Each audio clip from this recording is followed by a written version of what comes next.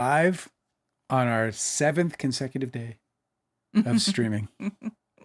Look, everyone's here, man. The chat's rolling, man. They got popcorn and pizza, got their shades on. Bobo's here. Fellbombing's here. No Trolls is here. Stacy is here. Fuck yeah, this is awesome. All right, well, we are going to get to it because Eagles are on. Fly, Eagles, fly. I got my little Eagle shirt on. Yeah. Eagles are on today. Is that to commemorate the Super Bowl win? What's that? Yeah. Yes, I bought this after they won Super Bowl 52, which was the greatest Super Bowl ever played. Had the greatest play ever in Super Bowl history, in my very biased opinion. Deanne is here. What's going on, Deanne? How you doing? So, yes, we're going to get right to it, but I do have lots of things to say. A couple things first. Some housekeeping. We are not going to do reviews until Wednesday. I'm going to try to get Eddington in tomorrow, if you're down. The viewing and the review, or just the viewing? No, the viewing, and then we'll do all the reviews on Wednesday. Okay, cool. So I'm going to push the reviews till Wednesday, if you guys don't mind, so that we can get busy. Because we spent our movie watching time here over the weekend. And then we got to talk about I want to talk about the Golden Globes and the nominations there. I definitely want to talk about Leonardo DiCaprio being named Entertainer of the Year by Time Magazine. That's fucking interesting to me, no less. And by the way, just a little housekeeping on that I think is worth sort of tossing in right now is something that, I've said before and I'll say again, with this movie and the award season coming up, it's winning everything right now. It's won the LA Critics now. It Ends With Us is going to be the big front runner to win everything. It Ends With Us. Sorry. What that's from. One Battle After Another is just like set up to win everything. Okay. And so this may not happen, but this is what has happened in the past. So it's reasonable to at least prepare for it. And now that we have a live, I feel it's like at least somewhat my responsibility to say that there is a possibility that we get like a deluge of people at one given moment or whatever, because like somebody will write about my story, particularly with the book out. If anybody breaks like the peroxide story or any of that kind of stuff, certainly Emily Foster, in any kind of social media that blows up, we could end up being like wildly bombarded by DiCaprio interested people. Mm-hmm.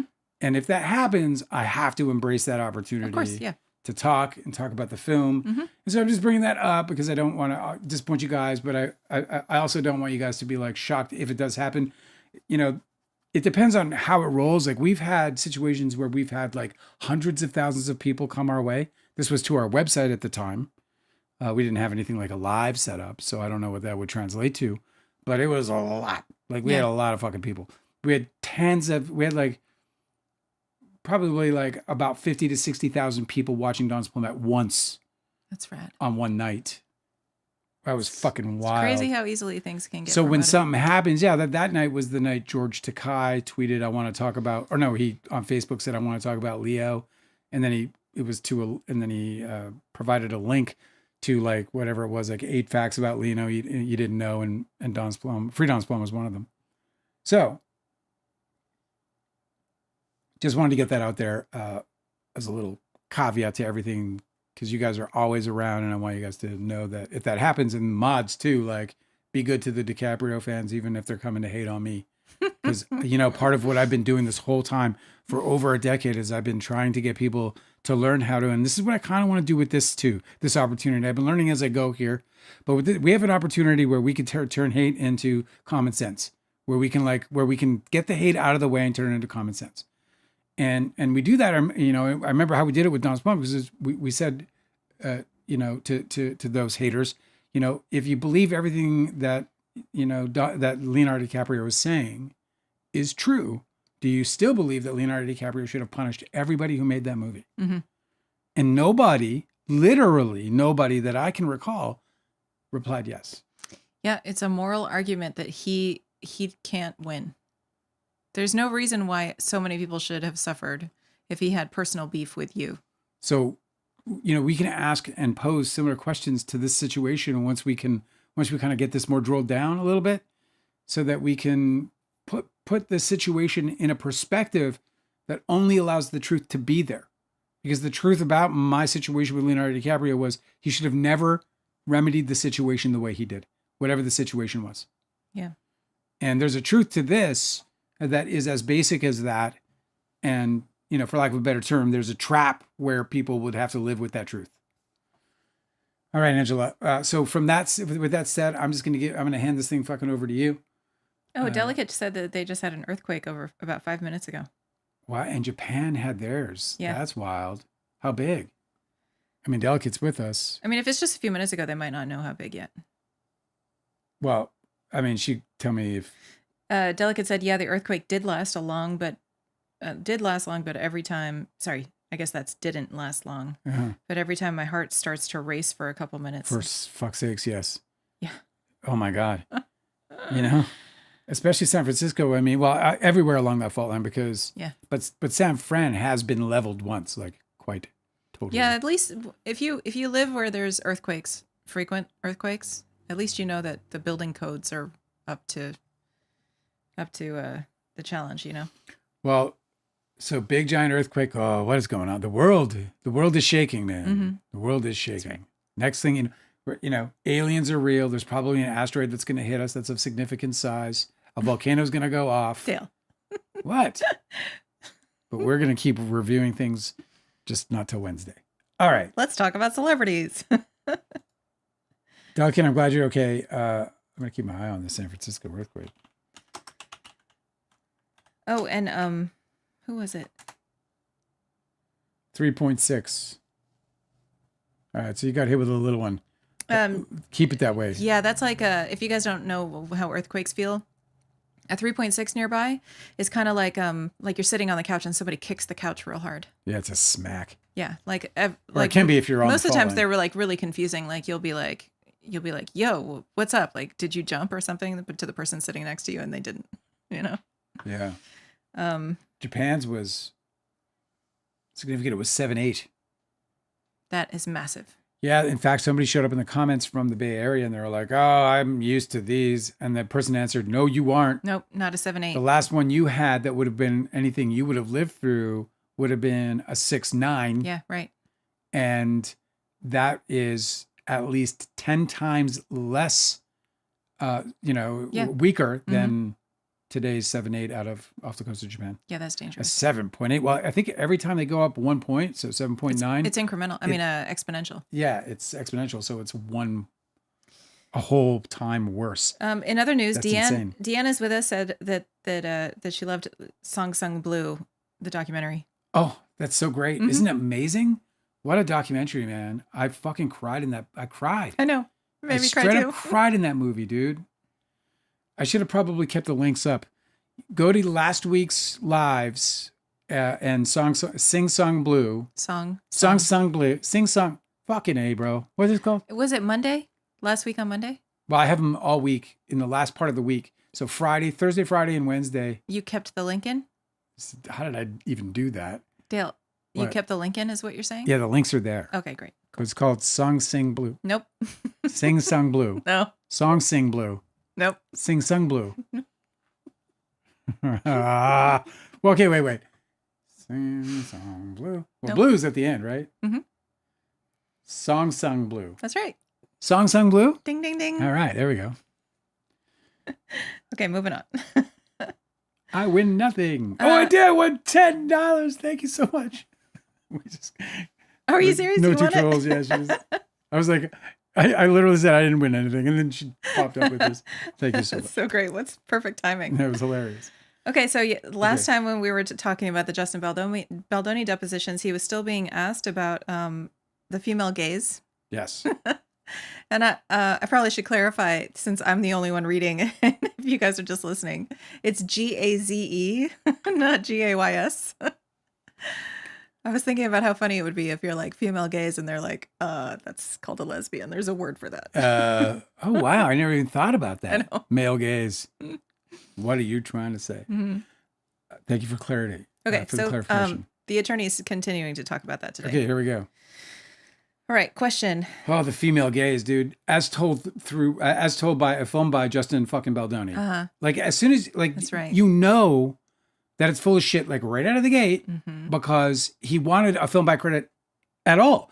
That he wanted to direct it is already troublesome if he's trying to be true to his statement, which is he wants a female gaze, or that's what's important to him. How? And then, of course, the fact that he wanted it to be a film by can't possibly mean a fucking female gaze. I mean, I think it's literally a male gaze. I mean, I think he set himself up to succeed, but by having a bunch of female collaborators, right? Like he has women producers that are, you know, shoulder to shoulder with him throughout the whole production. Right. He's got Blake Lively, who is constantly soliciting collaboration from. I don't know why he ever pushed back on any of it. It started out really good. I want to put what's the matter? I want to do one real quick thing. Deanna said the female gaze is so creepy, and I want to give me 1 second. I'll be right back. I want to read you guys something. It's on your laptop? Yeah. Dale is wearing these. He just cleaned out his closet and he found these like old loafers that he had that are all like fleecy inside. So now he's kind of like padding around the house today. It's really cute with these like really fluffy boots. It's like a fucking agility park. All right. So what is it you wanted to find? Well, this is so great because our scientist, who we all know and love, and who can't be with us right now because she is, she's a scientist. So I assume she's sciencing. I'm going to go with sciencing. She's in the lab. She's in the lab. She can't be with us right now. The laboratory. But she made this comment and it was just brilliant. And I wanted to share it with you guys. And I was like, well, just as soon as the time comes, I'll share it with you. Watch the waters there. Yeah. Having no idea that it would just come now. So here, I'm going to read this to you now about well, I'm going to give it to Angela because I can't fucking read it. Okay. So this is a scientist wrote this? Yeah. Okay, great. And then you can just put it beside you. What is this from? It was a comment? It was a comment. It was a comment she made on one of the replays because she's watching the replays. Yeah, Erica's okay. here, by the way. Oh, sweet. So, so a scientist says this. Yeah. The male and female gaze refer to how women are depicted in visual media. The male gaze was a term coined first to describe the hypersexual way that women are framed. For example, the shot tracking a woman's butt as she's walking across the room. And it's about the hypersexual way women were framed in literary critique to describe how women were reduced to body parts for sexual titillation with little to no agency, even in movies that were not sexual. The female gaze has more recently been used to describe when filmmakers don't do that and instead focus on the emotion, motivation, and agency of female characters. Baldoni, as it seems frequently happens, was talking about something he doesn't understand. The dance scene footage from It Ends With Us is also a good example of the difference. Baldoni rubbing his face on Lively's neck and sexualizing the scene, horny growl, anyone, is very male gaze. In contrast, Lively's suggestion that they should talk would be female gaze. I remember when you did your first reaction to the footage, and you said the moment that Lively threw her head back and laughed was the shot you would want for the film. And that would also lean more into the female gaze. Baldoni's other ideas that we know about, as I'm sure there's more we don't, of what was needed in his female gaze movie further demonstrates how out of his depth he was. In quotes, he used the word groping in the intimacy coordinator notes, and the intimacy coordinator edited it to caressing for the document to be sent to Lively. So it was about groping breasts and focusing on the female character's face as she orgasms. Those are just straight up male gaze. And him being willing to show his butt is just turning the male gaze onto the male character. Isn't it just perfect? Yeah. You want me to close this? Yeah, you can put it beside you. Isn't that just wasn't that just perfectly said? Mm-hmm. Thank you, our scientist, for that. Like, as soon as I was like, I wrote her back. I was like, I'm copying and pasting this, and I'm going to read it at some point because it was utterly perfect. So it's interesting because like it's not like a flippant remark. It's a meaningful statement. It's an important and meaningful statement combating something that has been pervasive throughout Hollywood and throughout media in general, whether it's, fucking the MTV generation and music videos. Please, I mean, it was all about the hottest chicks on the cars or whatever else, you know what I mean? Who's Hot for Teacher? No, I mean, but you'll see like in some of these old movies, even when they're just like dramatic movies or something, they'll have like the busty woman character, even if she's in a professional setting, and the camera will frame her from like the belly button up. Yeah. But when the camera switches to a male character, it's from like the mid chest. It's a medium close or close. Anyway, I think that's just absolutely fucking utterly fascinating, and I think it's also then important that we cover this knowing how important it is, as opposed to like, because sometimes like when she said that, I kind of felt more of the weight of it, really. Yeah, I think just the virtue of the fact that he was doing so many rewrites on the screenplay and adding things that were not in the book nor the screenplay, both projects written by women, and that there were all these like sexually explicit content that he was adding. Like just that alone, dude. Like you can be in consultation with a woman, but you're still making like very male. I don't know, whatever. It doesn't matter. It's only an issue to me because he kept talking about it all the time. Like I don't care if a romance film is created by men, that doesn't bother me. Yeah. But it's just that he made a point of it that makes it so strange that he's contradicting it all the time. Cosmic Urgency is here. Tanner is here. Man, we got some of this. It's like an old school. Dr. Susan's going to show up. Go ahead and get going. Great to see you guys. Okay, cool. So this is the Austin is here, by the way. Attorney is Gottlieb. Hi, everybody. Yes. This attorney is Gottlieb saying the question is, you talk before about your desire to tell the story through the female gaze. Is that correct? And Baldoni says, it was a desire, yes. Why did you choose a male director? His answer is, well, for some time I was actually looking for a female director. I went back and forth from the very beginning of if I should direct or not. Originally, I had optioned the book to direct it, and that was the original plan. And then it was back in 2019 or so. And culturally, the conversation changed very fast, and so I thought maybe I shouldn't direct it. So there was a period of time where There's your Daimon trying to fucking help you, bro. Your Daimon's right there. That little conscientious moment right there was your Daimon going, "Don't do this, bro. Yeah, it's too much, dude. This is a woman's gig. This is a woman's gig." Yep. You're taking food off of somebody else's plate, bro. So many places where you could have made a different choice and everything would have been fine. He wants to do Pac-Man, bro. He produced Garfield. So he said there was a period of time where I wasn't going to direct it. And then in the developing of it with Christy Hall and in speaking to many of the women in my life and women who do specific work as it relates to gender, I sought advice. I started feeling like I was seeing the movie and what was possible. And I thought if I could surround myself with the right team, that there was actually something that I could do justice to, because it wasn't solely a female story. There also were elements that I believed could be really helpful to men.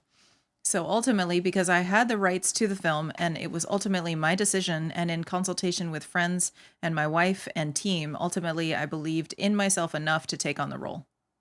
It's interesting that he says in the developing of it with Christy Hall. Well, Christy Hall, according to her, she thinks that she was set to direct it.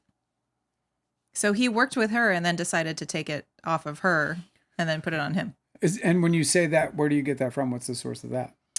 I think it was I'd be guessing, but I think I think Colleen Hoover was I want to get my hands on that. Yeah, I do too. Yeah, I want to get my hands on that and like really examine that, because if that's true. Was it Alex Sachs that said it? I can't remember. I guess I'm If anyone knows, let us know. Okay, question. Yeah. You thought you would be the best person to direct this film? And he said, at the time, I did. Question. Did Colleen Hoover ever tell you that she wanted the director of It Ends With Us to be a female? His answer is, my recollection from the very beginning was that Colleen Hoover knew I was going to be directing this film, and that was why she gave me the rights. Question. So my question is, at any point in time, did Colleen Hoover ever tell you that she wanted the director of the film to be female? And he says, I don't remember a conversation like that. It may have happened, but I feel like I would remember. Okay. Do you recall ever having a conversation with anyone where they told you maybe the director of this movie should be female? Baldoni says, I think during the time that I was just discussing where there was big shifts culturally, yes, which is why we were looking for a female director for quite some time. Okay, but ultimately you decided you were better positioned to tell the story. And Baldoni says, I wouldn't characterize it that way at all. Gottlieb is asking, do you recall ever saying to Brandon Sklenar on the film set something to the effect of, I have to tell you something, but I don't want to get canceled or lose my job. You can't say anything on this set anymore. And Baldoni says, I have heard that in someone else's testimony, and that is not something I said. That's also not the way that I speak. Question, whose testimony did you hear that in? And he said, I believe Jenny Slate's. Okay, did you ever... So Jenny Slate is the person who says, she had the conversation with Sklar? Something to the effect of, do you ever recall saying to Brandon Sklenar on the film set, I have to tell you something, but I don't want to get canceled or lose my job. You can't say anything on this set. You can't say anything on this set anymore. Listen, by the way... Oh, he's not saying you, Brandon, can't say. He's just complaining like, you can't say anything on this set anymore. Yeah, exactly. Got it. And this is why writing dialogue is so difficult, and why I'm really proud of the dialogue I wrote in my book. Oh, because it's hard to misread. Because what he's experiencing, Justin Baldoni, is somebody saying what he said through their lens. Mm-hmm. So it's in sum and substance what he said. Yes. According to Sklar. Yeah, nobody's expecting Jenny Slate to recall verbatim. But what she's not going to do is speak like Justin Baldoni in the retelling of the story. Mm-hmm. So it like that's not a valid discrediting of her testimony, in my opinion. There's no impeachment there. Right. She's not lying. No. She is simply recalling what was said in sum and substance. And I think most of us are like that. I happen to be a writer, so I have this dialogue thing I can do. But I think most people who are retelling somebody else's dialogue do it through their own lens, and so the words change. Yeah, I would never be able to be like, oh, he said it like this. It would be my recollection of what was said, just generally, Yeah. Okay. Question. Did you come to ever feel like you couldn't be open or candid or unfiltered on your set? And Baldoni said, yes, but not for any reason that it's inferred in that text, nor would I ever say anything to Brandon Sklenar like that. Question. So if someone said they heard you say that, your under oath testimony would be that they're mistaken? Baldoni says, my under oath testimony is that I don't believe I ever said anything to that effect to Brendan Sklenar. Question. Did you say to Miss Slate, when you made the sexy comment, that you could say that because your wife was there? Baldoni says, my recollection of the sexy comment was that it was all kind of said in one sentence. Did you say it? Gottlieb's like, and what was the one sentence? Yeah. So he explains. Baldoni says, Miss Slate walked in. As a director, I was doing whatever I was doing, getting the set ready, looking over to her. She was wearing I believe, black leather pants, which were designed to, I'm sure, look sexy. And without thinking, I said something to the effect of, oh, wow, those pants look sexy on you. And my memory, if it serves me correctly, my wife was in the room nearby. And I think in my head, I was like, oh, maybe I shouldn't have said that. And I said, and I say that as a married man with my wife in the other room, because I did not want it to come off in any way like it apparently did. So I was just in that moment, it was just an instance where I said something that I was like, I probably shouldn't have said that, and just tried to not make it super awkward and made a bad joke at the end of it. How do you feel about that? Well, for one thing, it's extremely relatable to be like, oh, that came out bad. Let me just say something else. So for sure. So to keep it from being awkward, but then you say the thing and it's so much more awkward. Yeah, it is. So I get that. I mean, his side of the story is a good side of the story. It doesn't change the fact that what came out of his mouth was that looks sexy on you. Yes. And here's the problem that he's faced with. The problem that he's faced with is that he has not gotten rid of, he has not shedded from himself the misogyny that hangs on him. And so it comes out in these ways. And so him being the supreme leader of a situation isn't a good idea. Because these kinds of things are correctable. This kind of a situation is correctable, I believe. Because I don't believe that he has a bad intention here. I think he's a horny dude. Yes. And I think he speaks hornily. This to me doesn't sound like misogyny at all. I think he's just sexualizing. Any attractive woman is a sexual being to him. I think that that's what he's portraying here in his perspective.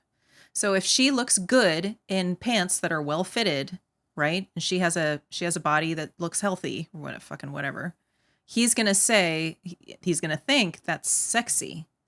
But there's a lot of people where you're like, oh, you're really well dressed. What you're wearing really suits you. That's really well fitted for your frame, whatever. And they wouldn't ever think sexy. They would think that's really complimentary. You look really styled well. Like, you look great. you know what I mean? Of course. And I don't understand this part. No, This part, it's bad. I can't understand his brain thinking. isn't working correctly to do that in the first place. He said she his was wearing- intention isn't what, and this is this is why he gets the support he gets, because people believe that his intention wasn't there in this like really bad way. He's a horny dude. He speaks horny, and it's offensive to people around him, But especially those who don't want to be hit on or feel like they're being objectified, which can be interpreted in both situations. It does seem like he can't discern the difference between attractive and just, objectively attractive, for whatever, and sexualized, right? Like he to him, they're the sexualizes. same thing. Yeah. And so I just feel like this is really fucking weird to me. I feel like this says a lot about his pattern of thinking. Like he reflexively thinks sexy, because he said she's wearing black leather pants, which were designed to, I'm sure, look sexy. Why do you think that? She's not even playing a role of a romantic interest. She is his character's sister. You know what I mean? Leather pants are not conservative. He's playing is leather pants are not conservative. He isn't wrong when he says that leather pants are sexy garment. Leather pants are sexy. That's fine. I don't think they are. So maybe that's why I'm struggling with this. I totally get that you don't, and they don't. They're sexualized. It's to me, leather pants. I'm like, that looks hot. I bet those stink. That's how I feel about leather but then pants. it looks hot. See, so the point. No, I mean like temperature, temperature. like heat. Like that doesn't look like that breathes very well. Yeah. Like I bet that if you sweat in those, that's a miserable experience. Your experience aside, I think most people look at them as like suggestive in some way, not like suggestive in like to provoke. I'm saying sexually. I don't know how to fucking put it, bro. But leather pants are like sexy. Okay, maybe that's what it is. Okay, so you agree that Baldoni did not make. So you're saying that Baldoni didn't make a giant leap when he said she was wearing leather pants that were designed to, I'm sure, look sexy. And without thinking, I said something to the effect of, "Oh wow, those pants look sexy on you." They look sexy on you, is what he is saying in his testimony. Attractive would have been the better word. Can you just compliment somebody's, or even just drop the whole. Hey, you look great in that outfit. This looks great on you. You look amazing. That Holy outfit. shit, you look so good. Holy shit, you look so good. Would just save this fucking guy from himself, but instead he has to sexualize things. And I'm telling you, man, I wish people would understand this, because the world has changed. There was a time when dudes sexualized everything, dude. All the comics did it. They did it all over TV. Everything was sexualized. They did it in commercials. Everything that a dude's seen, looked at, whether it was commercials from their beer or in their fucking magazines or whatever, everything was sexualized. But the world changed because it was a fucking really bad thing to be doing. Okay. Yeah, and to your point, so Baldoni has said that every 2 years he goes through the sexual harassment training, okay? Yeah. And he should know that when you're talking about somebody's wardrobe, that is a high-risk area. You have to be very... he's the supreme leader. Why do you say supreme leader? That's the second time you said that tonight. Because he's kind of like the supreme leader. No, you would never say that about your own film set, that the director is the supreme leader. He's the biggest muff. Okay, that makes more sense. All right, he's the big muff. My point is that he should know that that talking about somebody's wardrobe when it's on them is a high risk scenario, right? You have to really be careful about what you're saying in those situations. Yes. Also, this whole thing about like, it's really weird that he thinks that his wife is a pass, like a token of like. That grants him entry into this like I don't think that's forbidden place where he can say whatever he wants. My wife is here so I can be a pig. No. Like how far does that extend? If your wife is present, does that mean that you can actually like could you assault somebody? Do you know what I mean? Just because I think is she your ticket? I think he views his wife as a shield. Yes. And I think he's saying his wife is a shield because it should prove to somebody, it doesn't, but it should in his head prove that his intention isn't to sexualize her for his own good. It doesn't skip my mind whenever he talks about, oh, my wife is here so I can say that. I'm kind of a true crime buff, and I've learned a lot about like really heinous criminals. Yeah. And there's a thing that happens with serial killers when they victimize women, that they try to enlist. Ghislaine Maxwell is one of these.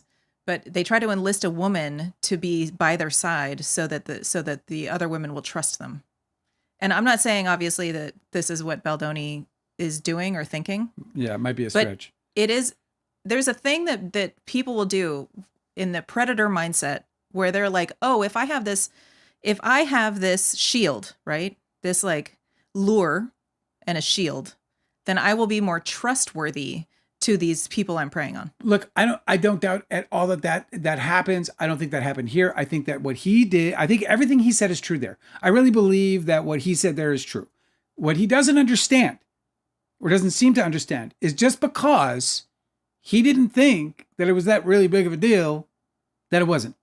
It also doesn't mean that statement isn't worthy of a complaint, and it got one. So, and it's here in a lawsuit now. You should have expected it. So, and absolutely. that he did nothing about it after this happened is just astonishing to me. His job as the leader of that company and the leader of that film, his job was to make everybody comfortable, was to make everybody safe. And he failed in that moment, and he knew he failed, and he scrabbled, and, he grabbed his wife and he put her in front of the bullet. That's what he tried to do, right? Somebody took a shot at him and he grabbed, I understand. A shield is the perfect way to say it. Because that's how he's using her. But he's using her as a shield. He's trying to say like, hey, no, this is my intention. I can prove it. I know, and that's fucking transparent to the other women in the room too. Like the people who heard him and were offended by him when he says, oh, it's okay, my wife's in the other room. Like, bro, like, what are you doing? I believe his what testimony. What is she to me, first of all? Yeah. And what is she to you that you think you can prop her up like that? No? For sure. I believe his testimony, and I also think that his testimony is damning and damaging to himself, even if it does clarify the moment. Can I just do one thing real quick? Because Cosmic Urgency is here and he's going to split. And before he does, I just want him to know that I want to cover all these things, dude. I want to do all this. So, what he wrote about the Sydney Sweeney stuff I want to look at. I want to talk about all this shit. So, but I'm not going to do it now. The trailer for Christy Hall's movie with Sean Penn looked like an SNL sketch. Well, that's not good, and maybe that's why she didn't get the job. But you don't have to stop looking just because Christy Hall wasn't your director of choice. Is Cosmic Urgency at Concerned Citizen? No, that's Austin. Oh, okay, cool. So which one's you're saying he's in Cosmic Urgency is Cosmic Urgency. Oh, all right, that's all I got to say to you, Cosmic Urgency. It's got this default filtering to top messages again. God damn it. Yeah, you got to change it every time. I do it as soon as you do it every time. Yeah, every time. As soon as I start. Son of a. Okay, cool. Son of a Pepsi. Son of a Pepsi can. Okay. Great. So the lawyer has heard his whole story and is trying to figure out what of it is testimony about what actually happened. Okay. Yeah. Gottlieb is asking, what you just described to me, I probably shouldn't have said that. My wife's in the other room. Is that something you said out loud, or is that in your head what you were thinking? And Baldoni says, well, it was like an internal dialogue. And the lawyer's like, internal dialogue? Baldoni's like, it just came out. It was an instance where I said something without thinking. But he still hasn't gotten an answer about what exactly he said and what he was just thinking. Okay? So, we still don't know what happened in the actual event. He is paid to think before he speaks. He has to be. he has to be paid to think before he speaks. He has to be. That's like baseline requisite. It's really like one of the, when you're at work, bro, you're at home. Hey, man, let the jaw go. But when you're at work, you have to think about what you're saying and to whom you're saying it. Yeah. There's two elements there.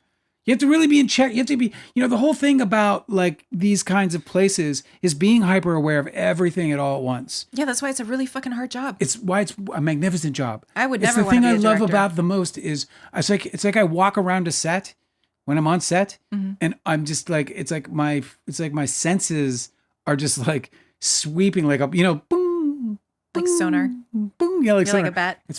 It's just awesome. Okay. Gottlieb is asking, have you ever discussed, in the context of the events of this film and what happened on set, have you ever discussed trying to describe them as a component of neurodivergence? And Baldoni said, that being an instance, yes. So he has tried to excuse his behavior by saying that he's neurodivergent.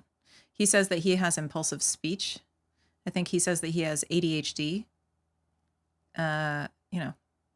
I don't know whether the law gives a fuck about Yeah, I'm not going to buy. I'm not going to buy any of that because, Like being neurodivergent didn't stop you from following your HR protocols. You know what I mean? In or fact, if you were neurodivergent, you'd probably be extra super aware of whether you've gotten that process all the way through to completion and if everything is sorted, you it know? doesn't explain the retaliation. It certainly doesn't. It doesn't explain that he was willing to watch this woman's life be destroyed in the public over the dispute she had with him. It doesn't matter what merit he wants to give that dispute, whatever. That's sorted out legally. That he has been willing and silent. His complicity, his lawyer went on a press tour to smash this woman into fucking a proverbial bloody mess. And it's shameful, and it's got nothing to do with his neurodivergencies. Yeah. I mean, here's the thing is like, we might understand that being neurodivergent is a reason for why behavior happens, but it doesn't Put it in the fucking report. Exactly. Put it in the fucking report. This is what I'm saying. You put it in the report. It's not an excuse for not addressing the behavior, you know? And then you sit down with somebody and you say, hey, listen, I have this issue. I need to work on it. If you're ever feeling uncomfortable again, make sure you let us know immediately, and we'll make sure it's down in the record. Easy to do. Like, it's super fucking easy to do if you're aware of it. I don't think that it's a coincidence. It's a shitty defense if you didn't do anything about it. I know. I don't think it's a coincidence that he only started talking like this after these accusations came out. It's a fucking shitty defense if you're not telling, listen, you know, I went into a meeting and a guy had Tourette's. Yes. This is so... He didn't have to say anything, though. You know what I mean? Yeah. Because he's throwing his head back. Yeah. And he's calling me the C word. Yeah. Right? And he's got a bunch of tics. And and all the swears, like this guy was like that like, you know, stereotypical like comedian view of Tourette's. It was actually an amazing moment for me in my life. I planned to write about it. And because it was fascinating, beyond fascinating. In that situation, you have something very obvious. And so the person across from you either adjusts. I did, right? I was able to adjust immediately. I was like, I knew what was happening. I didn't find any of it funny. I knew immediately this guy had to be uncomfortable with calling me the C word as I sat down. I know. I feel so much compassion for those people because they walk through life with so many challenges. So the subject of his Tourette's never came up in the conversation ever. And I sat there for a good hour. He ended up giving me like 50 t-shirts. He was just like, take these. And I think part of he just got really generous. He was like, that's what he was. He was a big t-shirt graphic guy. I'm sorry. What does this have to do with Baldoni's neurodivergent excuse? Well, his has to be spoken about. It's not something you can just walk in the room and go, like, just because he says it doesn't mean like we're going to be like, oh, he talked about my pants being hot and sexy. That must be because he's neurodivergent, obviously. Do you know what I mean? Like, it's not an excuse if it's something you're keeping from the people you're offending. Here's the thing, dude. If you know that you have impulsive speech and this is something you struggle with, exactly, and you tell somebody like, "Hey, I'm sorry I said that. I didn't mean to say that," right? That would make sense. But what happens, and we saw on that behind the scenes video, is that he got called out for it, and he fucking rolled his eyes and was really dismissive. Yeah, he rolled his eyes. Okay, at the I guess I missed camera. the sexual harassment training. Exactly. So you're it doesn't fly, bro. Yeah, it doesn't fly. So it doesn't matter what your reason is. You know, because you're going to be indignant no matter what. No, I think that's and I think somebody pointed that out in chat as well. I caught a glimpse of it. I'm sorry if I don't have your name on hand. We'll get to it. But somebody in chat pointed that exact thing out. Well, what was the flip of the eye then? What was that? Yeah.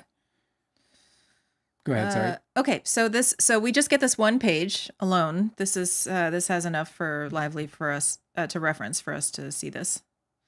I don't know what the question is, but it continues with anyone that you thought sexual harassment was being insinuated or suggested about you or your conduct. Okay. Mm-hmm. And Baldoni's answer to whatever that question was is, I'm not sure, but I know that I certainly didn't agree with or the insinuations. So Gottlieb continues, if you had thought that sexual harassment was being insinuated, suggested, would you have wanted some kind of an investigation to be done or to exonerate yourself? And Baldoni says, I'm not sure. He should read his fucking manual. Yeah, Gottlieb said, I'm going to mark a document. Before I do, Mr. Baldoni, I see you have a drink in front of you. That's a drink called Update, right? He said, yes. Are you a sponsor or promoter of Update? He said, a sponsor? He doesn't know. It gets cut off. I wonder whether he brought like a branded drink into his depositions and they're asking about it. Like, are you trying to promote a beverage in your depositions because you're planning on making a documentary? They're making a documentary, dude. What do you mean? You know this? Baldoni's. I'm just feeling it. I'm feeling it. No, I don't know nothing. I'm a nobody nothing who knows nothing. But I get feelings, and I got a feeling. Okay, this next page that we got. This is a long answer. Okay. Somebody's making a documentary. How would you characterize your comment using the word sexy? Baldoni's answer is, in a conversation where I was speaking to Miss Lively about her wardrobe as the director, I wanted to see the onesie because all the characters were wearing onesies.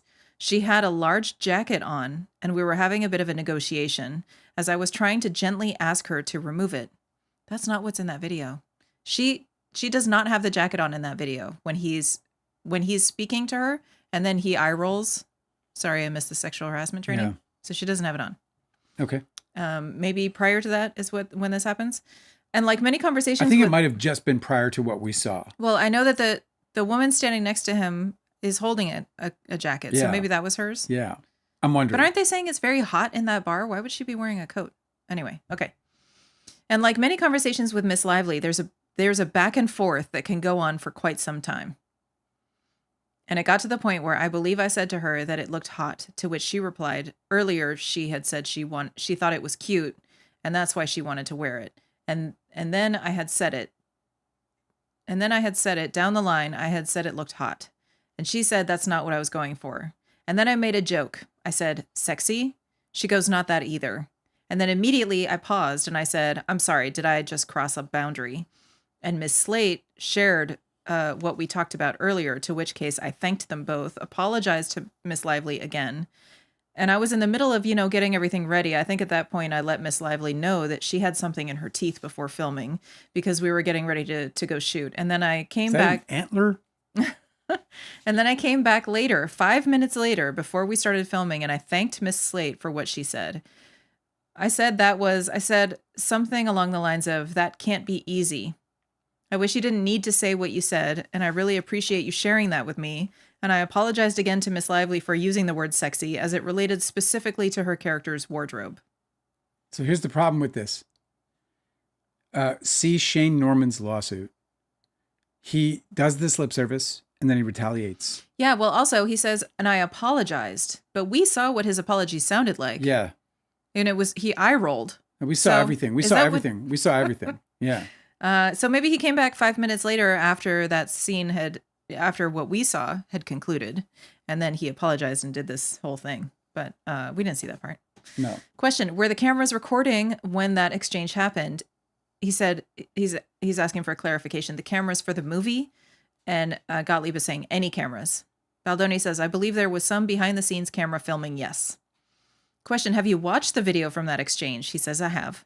Have you produced the video from that exchange in this case with Miss Lively? He says, I believe every single piece of video as it relates to the movie was produced from my attorneys. Question: when did you last watch that scene, that recording? He said, January, maybe.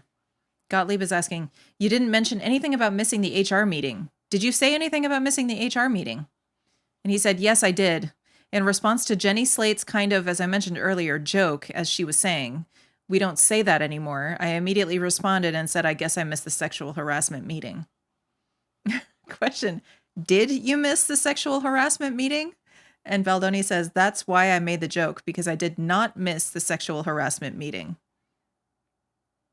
Then why did you fuck it up? Gottlieb says, all right, let's look at a document. And we don't get to see the rest of this. But this is a text exchange between Miss Sachs and Miss Gianetti on June 1st. And that is the day that Blake Lively called a meeting and was like, we got to get this behavior sorted. I've experienced this harassment, this harassment, this harassment. So we don't get to see that thread of... Yeah, that's cool. It's just so, like, it can't be more telling than Jenny Slate saying... I thought we weren't doing this. We don't say that anymore. To kind of put into perspective where this guy and where his partner is at. Mm-hmm. The world changed. Do you see how she has to... And they didn't change with it. Do you see how she has to fucking handhold him? Yeah. How absolutely infuriating. It's annoying. That she's like, You're doing it again, brother. And then he does like this like soliloquy, this beautiful soliloquy of apology and understanding and growth.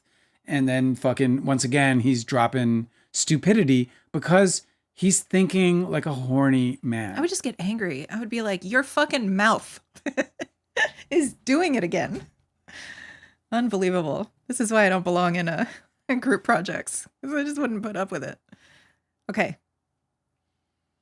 So this next one, it cuts off in the middle of his answer. So what we see, the remaining of his answer says, thought Miss Lively was upset, and that's why she was sharing the story. I can't, one, speculate to what Miss Lively was feeling. All I was saying was that she did not seem upset as she was sharing the story. It felt like this was something that she wanted to share to ensure it didn't happen again, but I can't speculate as to what she was feeling or not feeling. So he's still talking about that June 1st meeting, I bet. Yeah. Okay, question. She didn't want it to happen again. You understood that? He said yes. Gottlieb said, okay, did anyone talk to HR about that incident, the incident in the trailer? He said, to my knowledge, no. Do you know one way or another whether Miss Lively started locking her trailer door after that event? He said, I do not. Did Sony ever issue any kind of warning to you or to Mr. Heath, as far as you know? No, not that I'm aware of. He's asking a caution.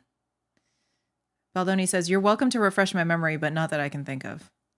If he just smacked him in the face. Just straight Just across. smacked him. He was like, the fuck is that for? Does that help your memory? You're welcome to refresh my... You know they want to. It just You would know be, the lawyers it'd just want be to. fun to do. I'm not saying that just, it's like any witness. A grandmother. Not a grandmother. Maybe a grandmother. Grand Theft Auto. Okay. Gottlieb says, he says you're welcome to refresh my memory. It's, but not that I can think of. And Gottlieb said, that's fine.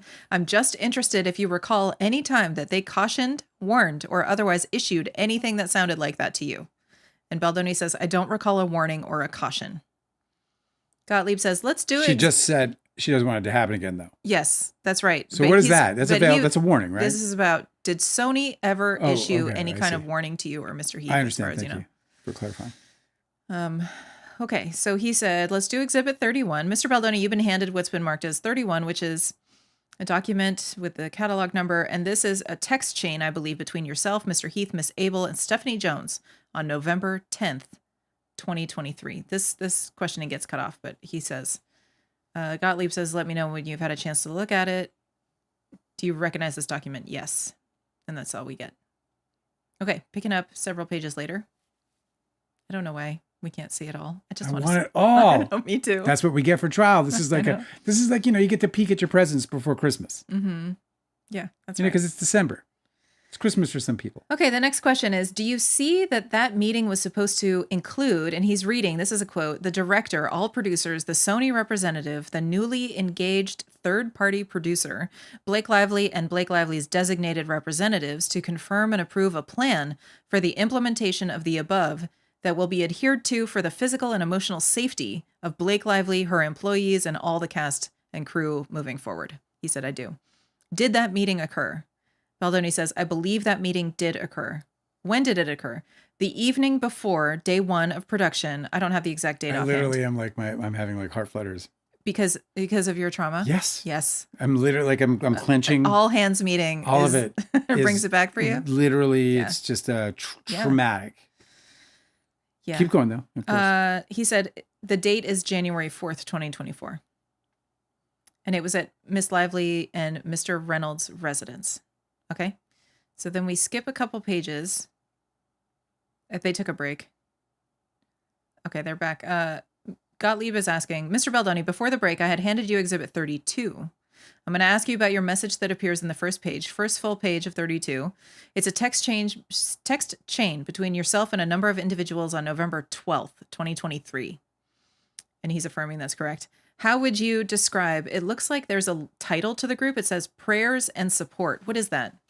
And Baldoni says, you don't know what that is? This is just a group of some of my best male friends.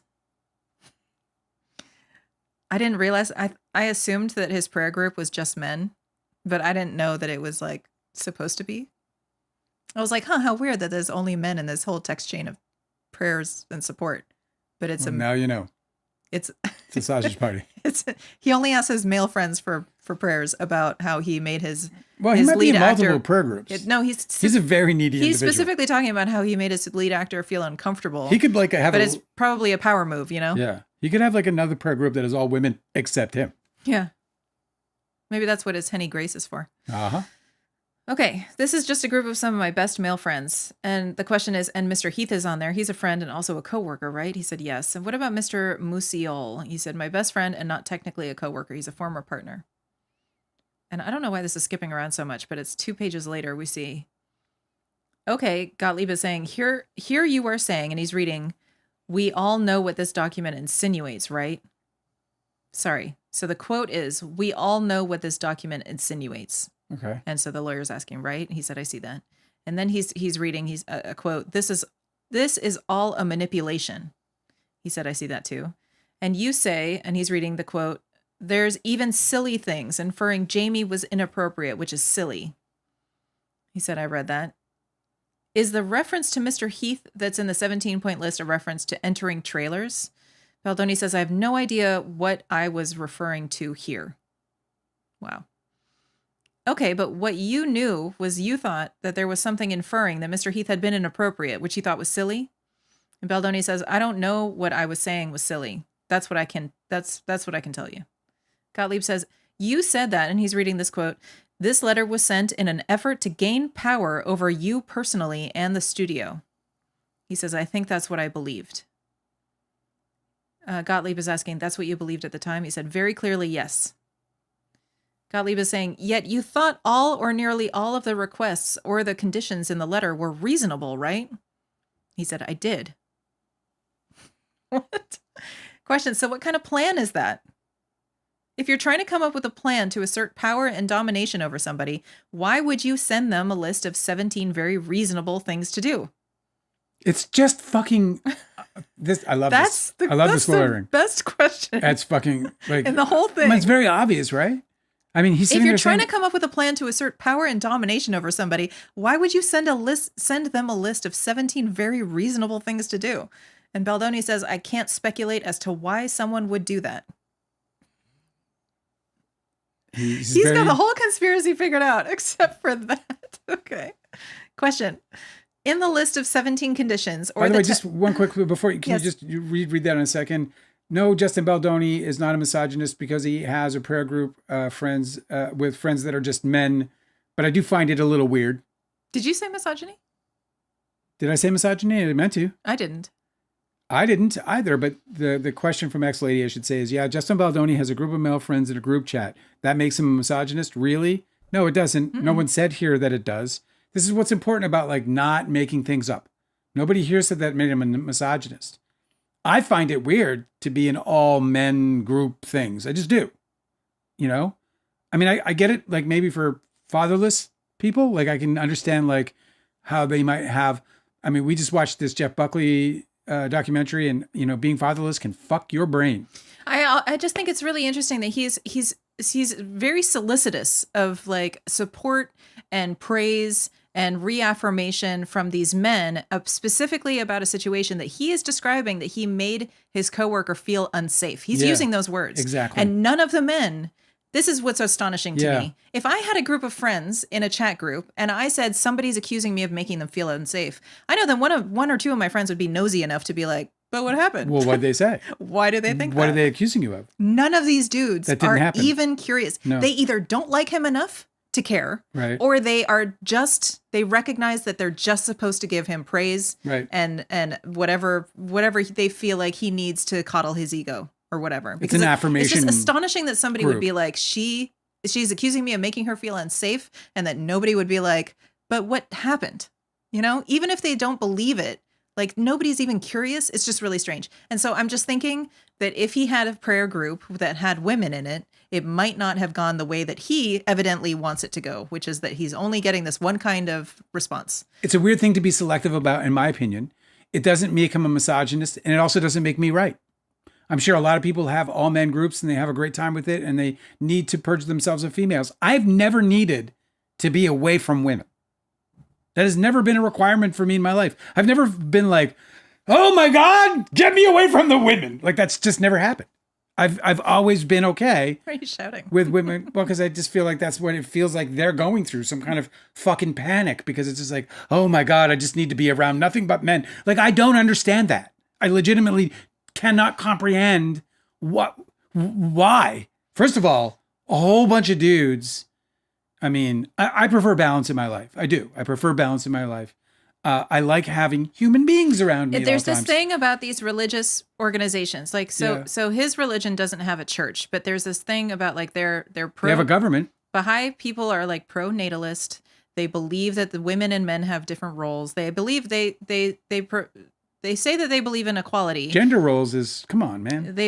They say that they believe in equality, but they don't have any women in the highest levels of their organization's They're forbidden hierarchy from being in the higher management. Right. So I don't know. I don't know a lot about Baha'i. I don't even feel like it's important to talk about it. But if he feels like he can't really, if he doesn't feel like he's at the same level with women as with men, then that would make sense that he has specifically a prayer group. This isn't just like friends that are supportive. They're like his religious group chat is men. So I just think that that's probably a key to why that exists, because it's this religion. I don't know. I don't know anything about it. I mean, for me, it isn't that. For me, it's that he needs to separate himself from women. You know, I've known guys like this, and I'm like, I just don't fucking. It's just the bizarrest fucking thing. But they need to get a. It's like the girls' night out. I've never understood that either. I'm like, to the extent that like, well, that's not true. I have, because men are harassing. It's different. Yeah, it's totally different. It is different. It's totally different. Yeah, maybe they think they can't be themselves around women. That makes sense. That why dudes would hang out with dudes. If they can't feel like they can relax Dude, around let me see women. it. Let me see it. Let me see it. I'll show you. Let me see it. Stop it. Hey, I didn't say what, bro. Could be your wallet. Let me see your wallet. Could be your wallet. I'll show you my You're wallet. right. You're right. My mind was in the gutter. Get your mind out of the gutter. Okay. Let me continue. Go. We got time problems. Okay. Gottlieb is asking, in the list of 17 conditions or the text that was accompanying it, that was screenshotted in this document that we just looked at, was there any demand to send Miss Lively the unfinished director's cut of the movie? And he's asking, in what we read together? He said, yes, in what we read together. Baldoni said, no. Question, was there any demand that Miss Lively be allowed to take control of the edit of the film in the 17-point list? Baldoni said, no. Was there any demand about ultimate control over the content of the film? And Baldoni said, I believe there was in the 17-point list. Gottlieb said, and what is your recollection of that? Baldoni says, I believe there was a paragraph where she asked for ultimate control over some of the content of the film, just like what you said. And he says, what content was that? And Baldoni says, I believe any intimate scenes depicting her character, which is so reasonable. Okay. Question, over intimate scenes, correct? That is not taking control of the film. Nope. That is basically a nudity rider. Yeah. That's all that is. That's her saying what I'm willing to do and what I'm not willing to do. They started out with that agreement. I wrote a scene with Jenny Lewis, supposed to be in her bra, post-coital, sitting in a bed with Scott Bloom's butt in the right third of the frame. Mm-hmm. And Jenny Lewis showed up and she was like, not doing it. I'm like, oh, she's like, right. I'm keeping my clothes on. What if it's just, oh, you got a shirt and it's open? No, not doing it. I was like, but it's post-coital. And she's like, I'm fully dressed. That's what's up. So the thing we ended up compromising on was she does the last two buttons. And that's it. And that's what she gave us. And that was the end. It's great. And she didn't take control of my movie. And no one felt like she tried to take control of the creative fucking path we had going. She was merely fucking speaking up for herself and what she was willing to show us on camera. And we respected it all the way. I also really like that change too, because she's kind of irritated with him. And it worked out perfect. And she wants him out of her house. That's where he's totally so naked, standing there with his ass there. And she's totally dressed. It means she got out of bed and got dressed immediately, and he did not. And it worked out to be a really creative movie magic. A great choice, yeah. Okay, so he said, what content was that? Where she asked for ultimate control over some of the content of the film. He's asking, what content was that? Baldoni says, I believe any intimate scene depicting her character. Utterly stupid. This is where you slap him. Say it again. Over intimate scenes, correct? He said, yes, but. Okay. He said, yes, but I consider that content. And Gottlieb moves on. He says, you say to your friend group, in quotes, we don't believe we will leave or leak to press, but this is her threat of a nuclear bomb, as she knows this is the only way to get to me. Do you see that? He said, I do. What do you mean, this is the only way to get to me? Baldoni says, I'm not sure what I meant. But I meant it. Question. It's a fair answer. Do you believe that, as you sit here today, that the 17-point list was a nuclear bomb and the only way to get to you? And this answer gets cut off, which is so frustrating. But it says, again, I don't know what I meant. This was a text sent in a very confusing, dark, and it's cut off. Dark time in his life. What the fuck? Oh, you fuckers! That's like when they're like, "I'm gonna watch the football game today," and if like the streaming goes out or something, you know, like it's just like he cocks the fucking and oh, I want it all. Come on, keep going. I liked your sound effect. Thank you. Yeah. Okay, Gottlieb is asking a couple pages later, and it involved issues relating to personnel and employment with respect to the film, right? He said yes. Question. So why did you feel like it was appropriate to send details about that to a friend group that included lots of people that did not work at Wayfarer Studios? And Baldoni says, I don't believe I sent the document itself or any attachments. Gottlieb said, you just described it? And Baldoni says, I wasn't aware that there was anything in that document saying that I couldn't describe it. Question.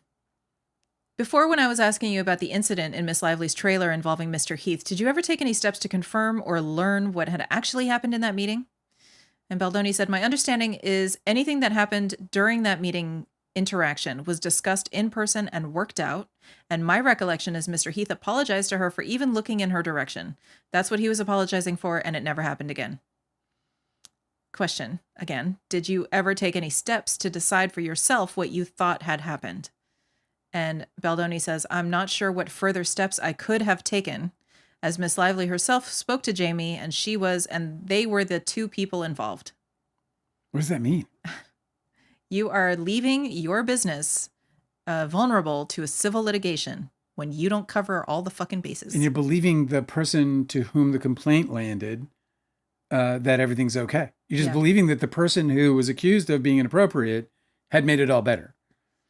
Because they're brothers, you know? Yeah. Question. You later came to learn that Mr. Heath had a different view of what happened in the trailer with Miss Lively, right? He said slightly different at the time. Question. And so did you take any steps to try to ascertain whose version of event was correct or accurate?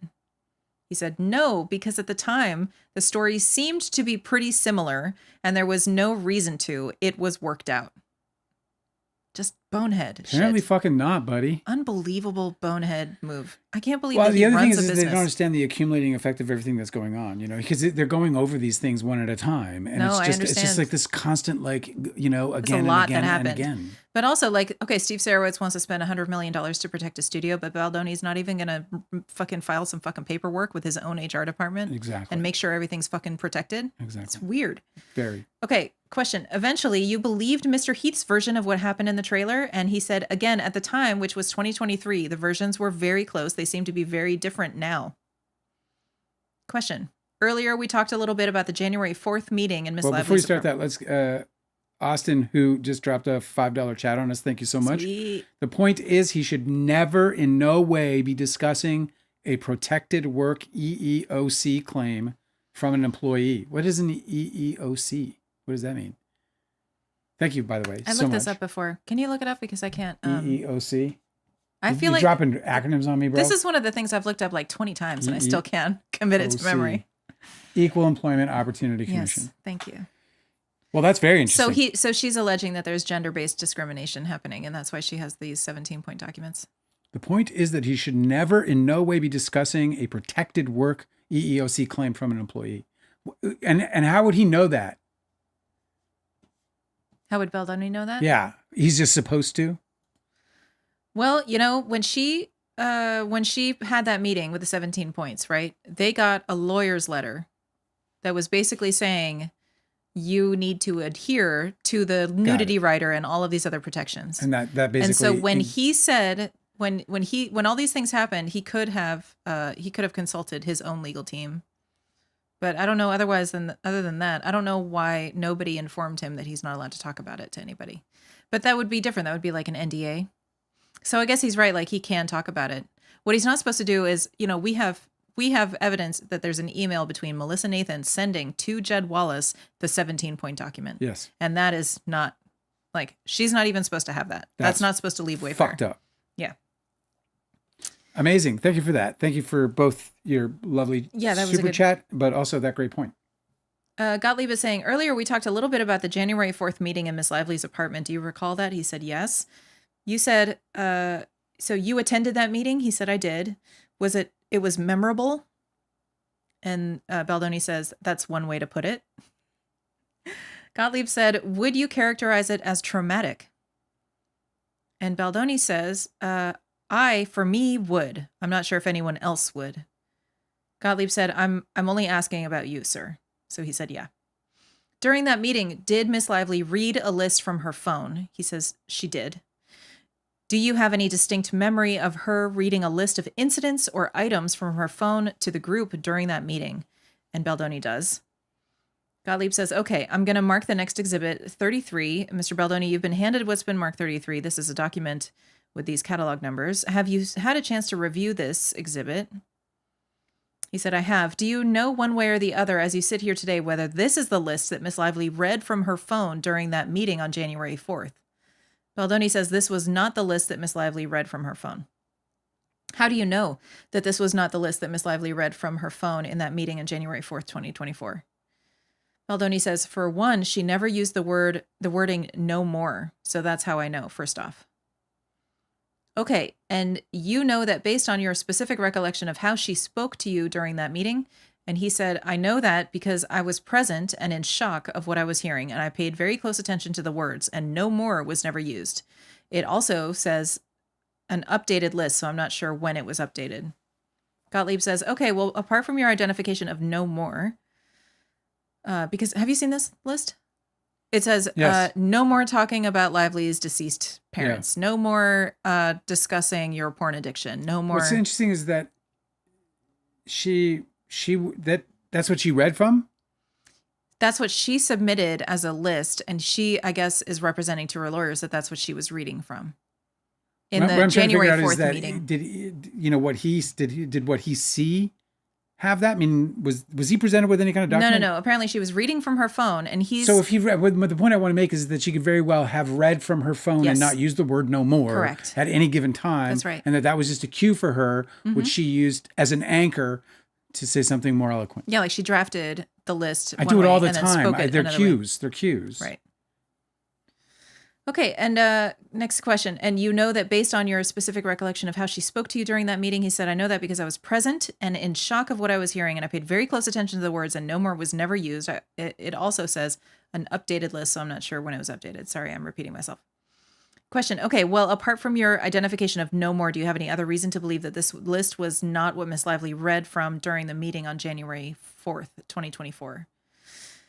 He says, I think that's a big one. I mean, the fact that she never said no more shows it's not the same list. So Gottlieb is saying, I'm asking if there's any other reason. And Baldoni says, yes, there are certain, I would say that there's quite a few things in there that were not read or discussed that day. Question, do you recall Miss Lively saying during the meeting that this was the worst experience of her life? And Baldoni says, I do. Do you recall? That's just so, that's crazy. When you think of that coming out of somebody's mouth, it's just crazy. Yeah.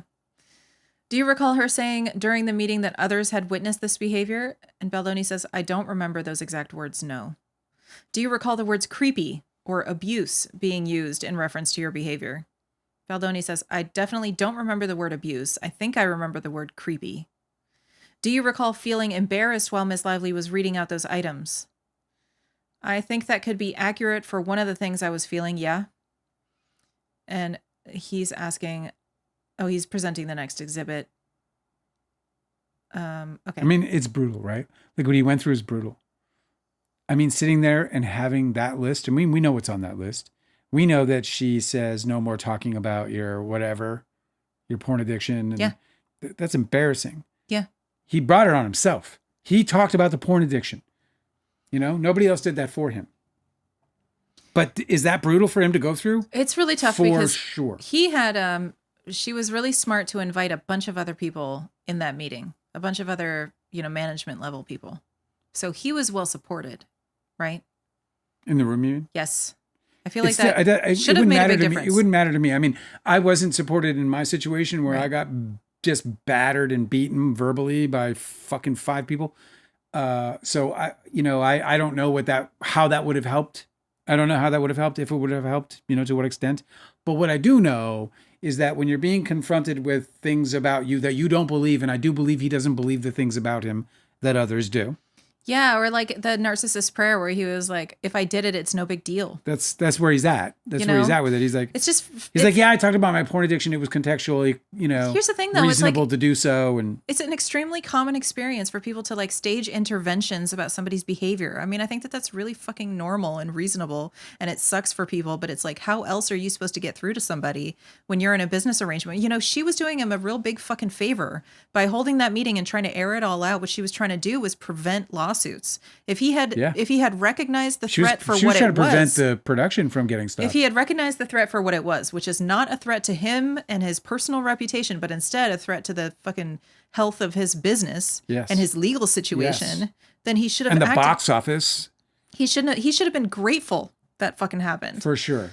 I don't know. And grateful to the extent that, okay, I have a problem I can fix. Yes. This is what it should have. She's helping me fix This is what should have happened every step of the way, every opportunity he was given. He was given an opportunity. When he's sitting there fumbling over his loose lips, and loose lips sink ships, right? That's the adage, right?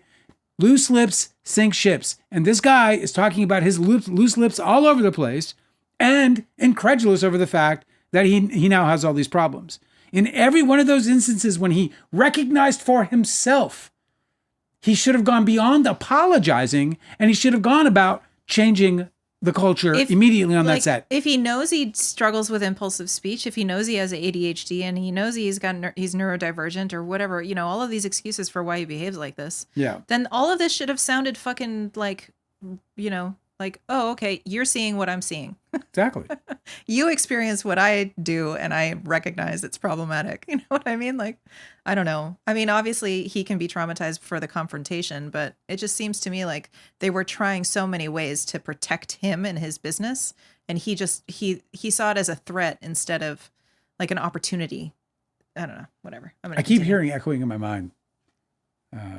Echoing in your mind? Yeah. Because you're elsewhere? Nope. You're in the ether? No. Just as we talk, like day after day after day, Steve Sarowitz saying to Ayub. I see what you're saying. I thought you meant the audio. Steve Sarowitz saying to Ayub, I mean, how could you not like Justin? And I just keep thinking about that as Justin's Everybody perception. likes Justin. No, Justin's perception of how people should feel about him by default, and how anything other than that. And look, I'm not even like being harsh on the dude, because I went through most of my life believing that people felt like that feeling. I felt more loved. I thought that I was more loved than I ever was. I thought people really cared about me. They didn't. I thought people fucking wanted me in their lives. They didn't. That's hard. But that whole time that I did, I was sure of it. Because I thought I was contributing. I thought I was being a loving, great friend at all times, even if it was to whatever limitations, my personality and my circumstances bring. So, and it never even occurred to me to think otherwise. My perception was reality. And so when that reality started to cave in, when I started, like, when depression grabbed a hold of me and people just started being like, okay with the fact that I was disappearing. And I was like, wow, like, I'm just like that. Like, I could go and they would not know, they would not care. And it changed everything. And where it gave me strength was the detachment from that external need, or that need for that external affirmation or love. Or I love the community we have, but I don't need to be exalted or lifted, or I don't need to feel as though people like me. I've learned how to separate that, and he hasn't. And that's a part of his whole struggle, is that he's so fucking worried about being loved. And I get it. I mean, Leos and, like, and just actors in general, And just there are certain. He's so hungry for comforting from people. Like he's so solicitous of like, tell me I'm okay. Tell me everything's gonna be. Tell me I'm protected. Like his prayer group. He's always just like, I'm being victimized again, and they're like, oh well, you're protected. Like I don't know.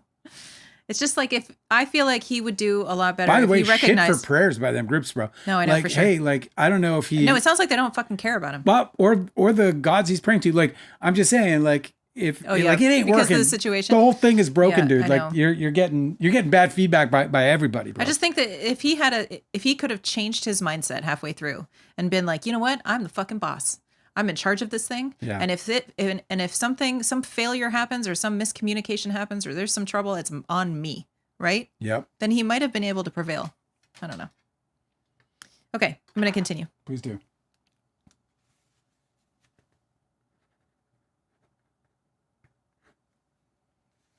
Sorry, I lost my place. Sorry, I lost your place for you. Okay. Question. You, forgive me if I'm repeating this. You see here the word creepy and abused were used in reference to me and my behavior. Okay, cool. So Gottlieb is asking. He's asking if you see he heard here. Creepy, but he didn't remember. Check it out. Okay, Gottlieb is saying he's asking if you see this, and the quote is, "The word creepy and abused were used in reference to me and my behavior." And Baldoni says, "Yes, I see that." And you see a little bit later, you say that you were, and he's reading this quote, "Unable to respond. Mr. Heath did a beautiful job apologizing. You were embarrassed." You were embarrassed that you were unable to formulate the correct words to apologize and honestly feel like a bad person. Do you see that? He said, I would beat myself up a lot, clearly. Gottlieb is asking, and you see this quote, it's hard to feel so much of what they believed about me as false because they are so convinced that it's real. Oh, so you can't, that's not defamation then, is it? Okay. It's hard to feel. You see what I mean about perception? You see what I'm saying? Like he can't reconcile with the idea that they have an opinion of him that doesn't meet the standard and opinion that he has of himself. He can't reconcile it. He can't reconcile that somebody has a different opinion of him than he has of himself. And regardless of I get the difficulty there, but it's a bad wake-up call, bro. He still has to deal with it. It's a horrible wake-up call. He has to deal with it according to how they feel. People don't love you the way you love you. I'm sorry. Okay, so the quote is, it's hard to feel so much of what they believe about me as false because they are so convinced that it's real. And he's affirming that he sees this. And I don't know why that's it. That's all we get to see. That's fucking wild, though. The last thing he asks is, did it occur to you that they might be right? The lawyer just asked him, did it occur to you that they might be right? Okay, we don't get to see the rest of that. I'm sorry. No answer to that? No. But isn't that amazing? See, that it occurred to you that it might be right. And this is where like the growth really does happen. I'll tell you that as soon as it hit me, it's the like realization, a therapy session in his deposition. The realization that these people didn't love me the way I thought they loved me, it became such an internal journey. Like I had to figure out like what the fuck could I have been done or said or what was it? Like what was it? And we don't have to go down that long multi-year journey that I went down. No, but that's what they say about philosophically. They say that's the purpose of pain, is that it's supposed to draw you inward to figure out what your role is in the situation and your position and how you can move forward. I came out of it realizing that I needed to be powerful in and of myself. That I was allowing not only people to disempower me, but worse, I was allowing them to empower me. And so it left me. You relied on other people for that? So I'm vulnerable, right? Yeah. If they're my batteries and they walk away, then I'm a shell of myself. And so that was the lesson I came out of it, was that I began this rebuilding process that has ultimately led me to where I am right now, which is, feeling a lot better, feeling like confident and able to speak out and feeling strong about. Yeah, you've got self-determination that you didn't have before. For sure. Okay. Should we continue? Yeah, please. It's fucking wild. I know. It's like so insightful, amazing. He is a complex character in that way. Like he's got a lot of interesting complexities around him that help to understand not only his delusion, for lack of a better term, and not clinical in any way, but also how his supporters can buy in, because he's so bought in. Like, you know how with Donald Trump, like I feel like that guy's just bold-faced lying to you. Like he just look you in the face and lie. This motherfucker believes everything that's coming out of his mouth. He believes it wholeheartedly, as much as we know It's that the so sky is true. blue. Like, he's so sincere. Yes. One thing about Justin Baldoni is he is very sincere, but he can also be sincerely confused. You know? For sure. Like, I think that he was easy to dupe. I think that Melissa Nathan saw him as an easy mark. Yeah, because he's a big, emotional, vulnerable bag of he's fucking... trusting because he needs to be trusting. Yeah, and he also you can build him up by affirmation. Oh yeah, and, totally. You know, so people around him that might be manipulative in nature. Dude, the guy's got the big giant M on his forehead, bro. He's mark? He's just a big giant mark. Okay. I guess it's not an M. I guess it's like a target, right? I should be saying a target. I don't know. I'm new to this game, bro. Okay, so here it picks up where all we see is his last answer, and he says yes, along with her husband and her best friend. Okay? The next question is, and the kind of person who could help get the message, the important message of your movie out, right? And Baldoni says, yes, I hoped that that would be a big part of it. Next question. So, would you have disagreed in December of 2022 if somebody had said to you, Miss Lively has got a terrible, well-known reputation in the industry. Nobody likes her. He said, nobody told me that. Gottlieb is saying, if Katie Case or Brianna Koslow had told you that in December of 2022, would you have found that very surprising? And Baldoni says, I don't think I can speculate on that. He says, damn it. I know. It's a really great line of questioning. I'm going to love it. I don't know if it's got any materiality. If all of their reputational damage is based on the way that she behaved prior, if it's all organic because she was such a bad person, then how come you guys are hiring her? Right. Why is Sony hiring her, dude? Yeah, forget about Justin Baldoni because a fucking director, they follow their heart. You know, the term like eat with their stomachs and that kind of thing. You know, they're not based in reality. Producers and studios like Sony, on the other hand, they'd be like, no, we can't touch her, man. Chick is controversy. Okay, on the previous page at 11:01 a.m., you say of Miss Lively, and he's reading a quote, she had the nuclear bomb. If she doesn't promote the movie, she can leak that I'm a bad person or that she felt unsafe with me and all the stuff she has on me. Then she's the victim. It's the Taylor Swift playbook. So she can ask for whatever she wants because she knows I know. Do you see that? He says, I do. Did you mean that? And the witness is asking, what part of it? Gottlieb says, all of it. He said, I don't know. Question, you had agreed to the conditions that Miss Lively asked for to return to set, right? He said, yes. Did you say he didn't know he didn't know if he believed what he said, huh? He said he doesn't know. If he believed what he said. Did you mean that? All of it? And well, he said, meant, I don't believed, know. I think it's the same. Did you mean that? He said, I don't know. He does not want to talk about his text to his prayer group. He is totally ignorant. That wasn't even me. I was in That's how he's gonna euphoric state of the only time where he's being embrace a euphoric state of metaphysical embrace or something. He was I don't know, man. The only time where he's being really candid with his own close friends. He does not want to talk about that version of himself. Taylor Swift playbook, what the fuck said. I know. Deanna, it's true. Like, what does it even mean? I know. I'm hoping he asks about it. Okay, so a page is missing, a single page. So let's see how this goes. Okay. You had agreed to the conditions that Miss Lively asked for to return to set, right? He said yes. And upon the return to production, so far as the production on the set went, things went pretty well, right? And Baldoni says, according to your own complaint, everything went great. Okay, it skips a page, and then here we have the end of a question saying, refer to her, Miss Lively leaking, in quotes, I'm a bad person or that she felt unsafe with me. So he's still talking about that text. Baldoni says, I think when you're somebody small in the industry like myself, and you're dealing with a titan like Miss Lively, and some of the most powerful people in the world, which are her best friends, and you're in the situation paranoia sets in. Go ahead. And you're in the situation that I was in, I think it's very reasonable, especially at this point, to be concerned about what's possible and what's not. I was spinning at this point. Yeah, we know. Bro, I would just love to be playing poker with this guy. Yeah. And a big pile of chips in front of him. I'd be like, yeah, he's easy oh my God, I'll be planning the vacation and what I'm going to do with that money. Okay, Gottlieb is saying, is there anything else you can think of other than the material contained within the 17-point list or the list that Miss Lively read from on January 4th, 2024, that as you sit here today, you might have been referring to when you referred to a nuclear bomb that could be leaked? And Baldoni says, Nothing about the 17-point list. But I assure you that that list that was read to me contained complete fabrications of the truth. So I very well could have had that be a part of what I felt scared of, lies. But I didn't know. I didn't know anything. I knew that at this point, my gut feeling was that she was going to take over the film. His gut feeling. Based on what? This guy. You literally own it. You own. You literally own it. You know what? You're worried about her taking over the film? Good news. You own it. Good news. Congratulations. Yeah. That's not going to happen. Somebody sit this fucker down and let him know. You're good. Own it. That won't happen. It can't happen. It can't happen. You own it.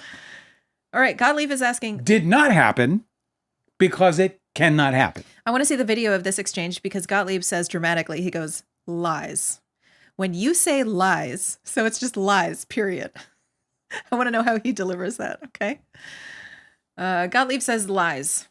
When you say lies, you mean lies insinuating that you had made Miss Lively feel unsafe? And Baldoni says, no, that's not what I mean. Gottlieb's asking, lies insinuating that you had sexually harassed Miss Lively? And Baldoni says, no, I'm speaking about lies in general. Okay, I guess he moves on. Gottlieb says... So he has no specific lies? No, he can't. Just lies in general. Just because general. Everything in the 17 that's what the jury's going to hear as his defense. It's so weird because general, not specific lies. It's a big problem for them in the trial if Blake Lively has, at least in strong circumstantial form, evidence to every 17 point that's made on the list. So if they can, as her attorneys, demonstrate to a jury that each of the 17 points has an origin story, right? Based in fact, either strong circumstantial fact, meaning there are, material witnesses and so on and so forth, if not actual physical evidence, right? Mm-hmm. He's fucked. Like he's just impeached himself again. You know? If oh man, what a messy deposition. Yeah. Potentially, at least. I know. That's why I wanted not even potentially. That's why I wanted to read it to you and why we're putting everybody else through definitely messy. Because the thing is I wanted to read these to Dale, but then I decided that I would just read them to you here so that everybody else can hear it. Okay. Yeah. All right. So the next question is, you're the co-head of Wayfarer Studios, are you not? Oh my God. What is that? You own it. You are the owner. You fucking coward. I'm sorry I get mad at him at this point. Yeah, I know. Ain't nobody pushing me off my movie. Fuck, I fought for Don's Plum against Leonardo DiCaprio, bro. The fuck out of here. Mm-hmm. Nobody push you off your movie. You own it. You know what Leo had to do? We had to go to fucking court. We had to get, we had a lawsuit. Because somebody tried to fucking take over my movie. Leonardo DiCaprio. Mm-hmm. And he did, in fact, take over my movie. He stopped it from getting sold. Oh my God. But he can't point to one way in which she did that. But, okay. Gottlieb said, you're the co-head of Wayfarer Studios, are you not? Are you suffering? Well, how many pages are left? Oh, are you really suffering? No, I'm not. How many pages are left there? Not many, like 10. Great, rock on. Cool. Okay. We're going to get to chat and everything. You're the co-head of Wayfarer Studios, are you not? And Baldoni says, I am the co-chairman. Gottlieb corrects himself. He says, the co-chairman of Wayfarer Studios. But the executives answer to you and Mr. Sarowitz. And Baldoni says the executives answer to our CEO, and our CEO reports to me and Sarowitz. You're the boss of the bosses. Yeah. Question. And you testified earlier that you could fire the CEO if you wanted to. And he said, I imagine I could do. Yeah, I imagine I could. Question. And it's Mr. Sarowitz's money that financed this particular project. Is that right? Baldoni says co-financed. With who else? Was it Blake Lively by any chance? No. Oh, it wasn't? Who was it? Do you want to just venture to guess? Maybe Sony? I think it was Sony Studios, yeah. Question. If you had wanted to, you could have just decided not to go forward with the movie, right? At any point. And Baldoni says, not necessarily. It's true, not necessarily. I mean, obviously, they got insurance. Yeah, right. Question. As of February 23rd, 2024, could you have pulled the plug on the movie? He said, I don't believe so. Even you don't believe that you could have done so without inviting litigation. Is that what you're saying? Baldoni says, I believe this was the biggest project that we've ever invested in, ever had. And we had a tremendous amount of money invested in it. And so did Sony, who were our partners. So I want to just point it out again because I kept saying this from the beginning. Here we are. This is the biggest thing they've ever done. They were out of their damn depth. And this is the problem that they ran into and that they could not remedy because they took on more than they can handle. And they couldn't find a way to plug the holes in the boats that they kept shooting. Yeah. They were out of their depth. He was always out of his depth. And not only was he out of his depth in terms of just the scope, but he took on too much personally while that was happening. Yeah, he's not a He fucking should team have player. produced Yeah. and starred. He should have produced and starred. He would have actually done, he would be such a better producer, in my opinion, just from, well, I should actually say that very cautiously. Okay, well, let me read this answer. Yeah, please do. He said, I believe this was the biggest project that we've ever invested in, ever had, and we had a tremendous amount of money invested in it. And so did Sony, who were our partners. And so we had an obligation, a fiduciary obligation to Sony and to Steve's family to not pull out of the film. That's correct. Gottlieb is asking, to not lose that money? And Baldoni says, it wasn't just about money. It was one of the major factors, yes. He has to deliver the product that they promised the investors. Right. It's pretty sensible. Okay, Gottlieb is asking, okay, but nonetheless, you're the co-founder of the studio, right? And he said, yes. You're the director of the film, right? He said, yes. You are the co-lead actor, right? He said, yes. You are an executive producer, right? And he said, at that time, I was. Jesus Christ. I mean, how many fucking, the generals with all the fucking, Yes. they got so many medals, like they're tilted to one side. So Gottlieb says that is a lot of accumulated power. Jesus. On one movie, is it not? And Baldoni says it is. And also, It's the most power. It is, and also I don't think it's unusual. Well, nobody's saying it's unusual. Who the fuck said anything about that? What they're saying is you're telling people that somebody was taking away your movie, you clown. That's right. You fucking clown. What are you, dude? You're a fucking clown. You just went over your own credentials. How do you not immediately correct yourself and be like, oh, fuck, I fucked this up? Like, how do you not, after you just laid out a list of credentials that are the most powerful credentials in a fucking movie production and not be like, oh, wait, that's true. How did she Blake Lively was the actor. Blake Lively was the actor and I was the king of the hill. How did she pull one over on me again? This is why this case frustrates me and why they frustrate me so much, because they never had control of their movie. And when everyone figured out that they didn't have control of their movie and that it was being run by the captains, and believe me when I tell you a movie can get run by its captains, line producers, ADs, etc., DPs, grips and best boys and gaffers.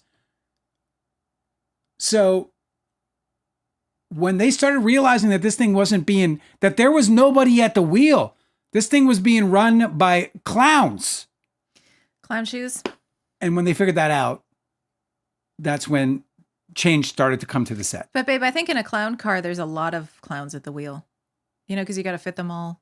Well, it makes sense actually, doesn't it? You got fucking Jamie Heath hanging off of one of the fucking wheel spokes, and then you got a fucking Baldoni going, no, it's me, I'm the captain. All right, I'm going to read some more. And then Blake Lively's like, somebody needs to actually steer this thing because we're headed right for the iceberg. You're mixing metaphors now. It's a clown car. It doesn't hit an iceberg, Dale. Oh, that's right. The iceberg on wheels. Right. It's a prop. It's a very, it's a very inventive show. It's like a really bad painting. All right. Okay. So I don't know what this is. Oh my God. This is several pages later. So Gottlieb is asking, and what you say is you've just come out of therapy and you're purging shit. This guy needs to get his fucking money back from his God, his therapist, everybody, because they're all fucking it up, man. I shouldn't say that. Maybe his therapist is helping. Who knows how deep this hole is? I know. Well, he needs to see a Jungian or something. He needs some fucking, my God. He needs Jungian psychotherapy. He needs to like break away from the people who are all yes. Oh my mom. He needs some more people around him going, bro, you need to fucking sit up straight. Yeah. You're an adult now. Yeah, apparently that's why he likes his wife, because she doesn't take a shit, and she apparently told him, you need to read your book. Like, where's that guy? Well, I wish she hadn't told him to go to war. Yeah, well, I don't know that she did. I wouldn't put it past this guy to misquote his wife in a text message to his fucking bros. Yeah, because it's interesting because if he has that paranoid delusion where everyone's fucking against him and they're taking over his movie and all this fucking nonsense, even though he's like the general, maybe, yeah, when people are saying something like, hey, if you need to, if there's no other choice, or if they back you to against a wall, or, some other scenario where she imagines that, all bridges have been burned. She also is only hearing his perspective of the situation, course too. is- So I if mean, he's, if you he's can't- fucking paranoid and delusional, You then- only hear mine, I mean, wait till you hear what Leo's got to say about me. You'll be like, what? It's like I don't even know you. Okay, I'm going to read this now, okay? Yes. Are you cool? Yeah, I'm okay. The question is, and what you say is, you've just come out of therapy and you're purging shit out and exhausted. This is the lawyer talking. And then you say, and then he's reading a quote. It says, so much fear of Blake coming out and going public about how I'm a bad person and unsafe and not who I say I am. This is it. This is the whole case. This is the whole reason why he lost his fucking faculty, Yeah. bro. And this So is why much he did fear. all these bad fucking things. He created, he lit the nest on fire. And now he knew somebody was, well, all right, my metaphor was burning up. So much fear of as it came out Blake of my mouth. coming out and going public about how I'm a bad person and unsafe and not who I say I am. He's asking, Yeah. do you see that? He said, I do. The next question is, and that's some similar language to the fear that you described to Mr. Van Winkle in the document we just looked at a few minutes ago from February, right? He said, I believe so. Gottlieb is asking, you were very concerned that Miss Lively would go public with some of the materials or allegations that have been contained in the 17-point list and in the list you read on January 4th, right? Baldoni says, again, I disagree with anything to do with the 17-point list. What? He's like going in circles. He said it was all... He said it wasn't... He said it was all reasonable. He wasn't lying, or she wasn't lying. He said, I disagree with anything to do with the 17-point list. Gottlieb says, but you think it might have referred to items that were in the January 4th list. Baldoni says, I'm sure I had feelings about the lies that I felt were in the January 4th meeting, but I think it's a very reasonable feeling that I'm expressing here. Gottlieb is asking, Mr. Baldoni, was the thought of someone saying publicly that you were not who you say you are one of your biggest fears? Baldoni says, I think based on where I was emotionally in my healing journey therapy at the time I'm going through this film, I would imagine that was a fear, yes. It was your biggest fear. And that's why you decided that what you would do is smear a woman in order to try and hide from the mistakes that you made instead of taking that statement that they offered you, Let me an continue. olive branch, Yeah. and taking corrective measures. Yeah. So instead of trying to correct your fucking He problems, explains. I'm doing it. Question. I'm doing it in layman's terms. Listen. Fly, and- Eagles, fly. And that's what you're referring here to Mr. Heath, isn't it? With your reference to the little boy that you're so intertwined with. Oh, I got to read this text. What is this? And that's what you're referring to here to Mr. Heath, isn't it? With your reference to the Can you say that one more time? Huh? Say that one more time. I'm trying to. Well, back it up one more time a little bit. And that's what you're referring to here to Mr. Heath, isn't it? With your reference to the little boy that you're so intertwined with. Oh my goodness. And Baldoni This says, guy's just impossible. Listen. I'd be like, oh, let's go eat some great leaves and figure it all out. Baldoni says, I'm just out of therapy and clearly not very sober in terms of my emotional state. So I was extremely sensitive and vulnerable and clearly in a very dark place at that moment. Question. I understand, and I'm sorry to press on it, but you're saying to Mr. Heath, I think, particularly in this carryover message at 2:33 p.m. on the 27th, that your personality is being overrun by this little boy who feels scared and threatened. Is that what you're conveying to Mr. Heath in this message? And Baldoni says no.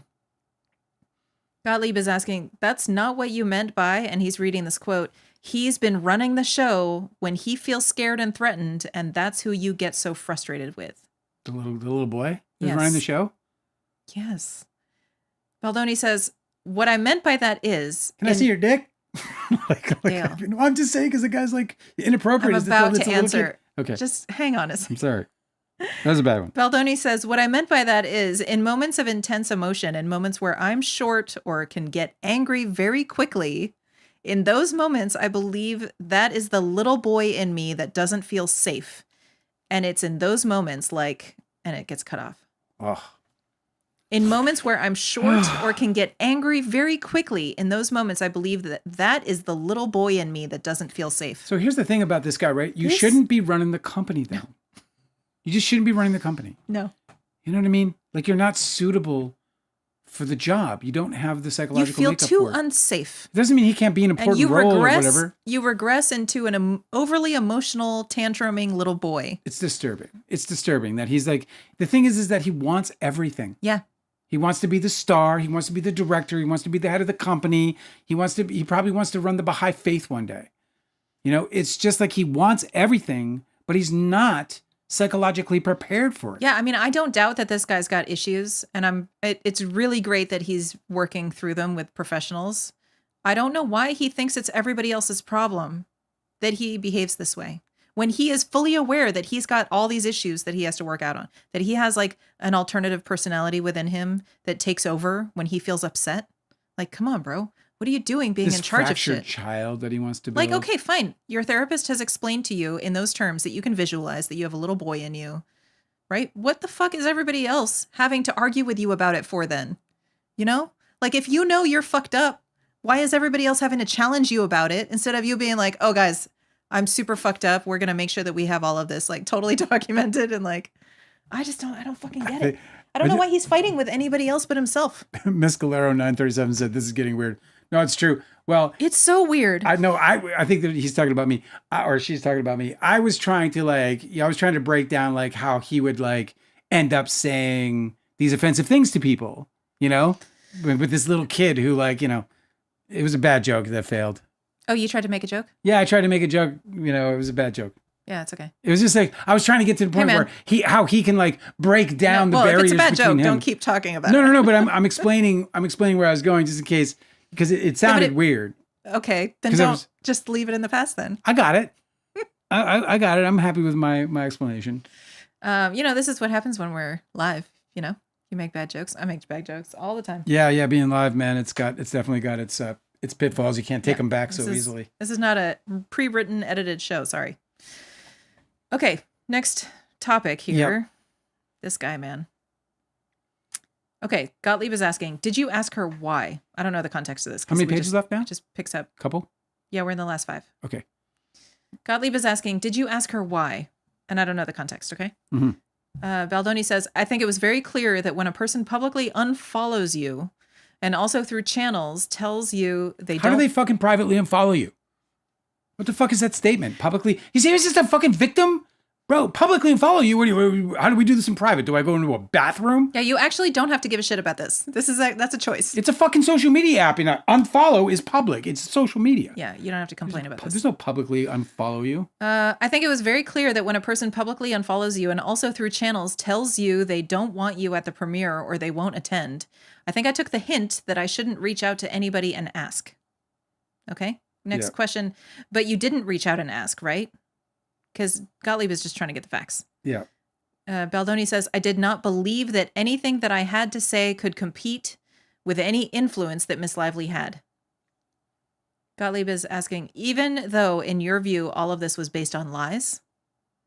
And Baldoni says, this answer gets cut off, but what we can read is, when you're dealing with arguably the most powerful couple in Hollywood with the most powerful friends in the world. Fuck on. You fucking give me. Okay. When you're dealing with arguably the most powerful couple in Hollywood with the most powerful friends in the world, mixed with someone who's extremely charming and personable and has so much to offer someone as young as her, by that point, there was nothing I believe I could have said to her that could affect any redacted. Oh God. Everything about this guy is he's intimidated, you know? You know, she offers him up Taylor Swift and brings Taylor to the party. Literally, she said they can be your dragons too, and he was like, "Oh, I'm so scared." Tears Ricochet is in his movie. Like every movie producer in Hollywood would die for the opportunity to have a Taylor Swift song if it fits in their movie. I don't know why he's always seeing everything as a threat instead of an opportunity. It's crazy. Taylor Swift sitting there like being like, if I saw Taylor Swift in a room, I'd be like, "Oh my God, I am so in the big leagues now." And I'd be very interested in getting to know them. Like, I'd really be interested in like, what are they like? How is this going to work? You wouldn't be intimidated? No fucking way. Because I would be like, okay, I am not charming enough or funny enough for this situation. I need to. Oh, well, I personally believe, and I guess this is the difference between me and Justin Baldoni. I believe I have a seat at the table with Taylor Swift. I do. Yeah. Like I don't feel creatively intimidated by anybody. No, I think you do too. Well, I mean, even if it's not true in reality, that's not where I'm going to put myself. I'm not going to make myself subordinate to the situation I created. He created the situation. That's right. If he created a situation that suddenly now has Blake Lively, Ryan Reynolds, Taylor Swift, like I would just be like, who's the motherfucker in the motherfucking house? Because it's me. Also, he's like, okay, the super power couple, but you hired her to be a part of your production. You're having meetings at her house. You're having meetings at her house before you've even started filming. What do you mean that you don't like this aspect of what she is or does? What do you mean that that's a threat to you? Because he like saw maybe the you should have hired somebody else and given somebody small a chance to be a lead in your movie then. Hi, Timony. Are we biased? Do you think we're biased? Listen, man, I follow the facts. Yes. The facts are biased. We're biased. Everyone's biased. If you think you're not biased, yeah, we're all biased. Then you're the most biased. Yeah, right. Yeah. Well, then you're not understanding bias. Everybody on the planet has bias. But yeah, of course we're biased. Yeah, maybe aware of, maybe won't, maybe aren't aware of. I don't believe. Well, listen, I think the evidence is very self-explanatory. Justin Baldoni doesn't even believe his own story. This is what we're learning. Yeah, exactly. Okay? Should I continue? Yes, please. Yeah. Gottlieb's question, this picks up in the middle of nowhere, okay? So he says, do you think your conduct on the set of It Ends With Us had anything to do with the decisions made by cast members, other than Miss Lively, to not want to follow you and not appear alongside you at the premiere? He's asking to repeat the question. It's a difficult question, but I got it. So the stenographer reads it, so he gets the same exact question. Mm-hmm. He said, I can't speculate and answer that question. Yeah. Gottlieb is saying, you don't know what their motivations were? And he said, I think it's impossible to know what anybody's motivation is. Question, and you didn't ask what their motivations were? And he says, I did not ask what anyone's motivations were. Do you see? He doesn't even know what he's accusing everybody of. Mm-hmm. He wanted everybody in the world to think through his lawsuit that she had turned everybody against him, but he doesn't even know how they felt. Yeah. He never bothered to ask. He's just paranoid. He's just making it up. Next question. And notwithstanding that you were very concerned and very afraid, you did not initiate an investigation at this point in time to clear your name? He said, I did not initiate an investigation at that time. Instead, you retained the agency group, right? Baldoni said, I would not classify it as that. Oh, really? Gottlieb says, and you commissioned the scenario planning document to get ahead of what you thought might be coming? And this, I don't know if this question gets cut off, but this answer, but we can see Baldoni says, I just want to go back. I did not use the word instead of investigating. I just wanted to say that that's not it. I disagree. Okay? Mm-hmm. This next line of questioning, first thing we see is his answer, like every other production, correct. The question continues, did you want reporters to know that? Baldoni says, I was not hiding that. So we don't know what the context of this is. Question. Is being called a scab... He doesn't hide much, does he? Is being called a scab a positive or a negative implication in your view? And he says, I'm not sure I can answer that. Depends if you're a scab or not. Well, if you're pro-scab or anti-scab. As a scab. But you wanted reporters to go in that direction, right?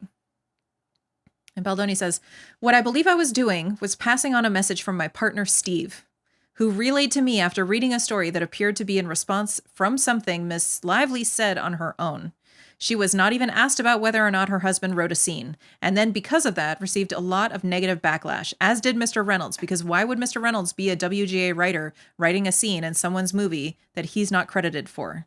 And so Steve, seeing Mr. Reynolds' apparent leak that script was a disaster, which seemed like he was trying to save his own image at that moment, asked me to pass on to Melissa and Jen that an idea could be presented, which would be flipping this narrative that our movie was a disaster to begin with. You guys are fucking... And this, again, was a purely defensive conversation. It's a lie, you motherfucker. There was an offensive move done to say that our script was originally a disaster, and we were implying that this could happen. We did not say, go do it.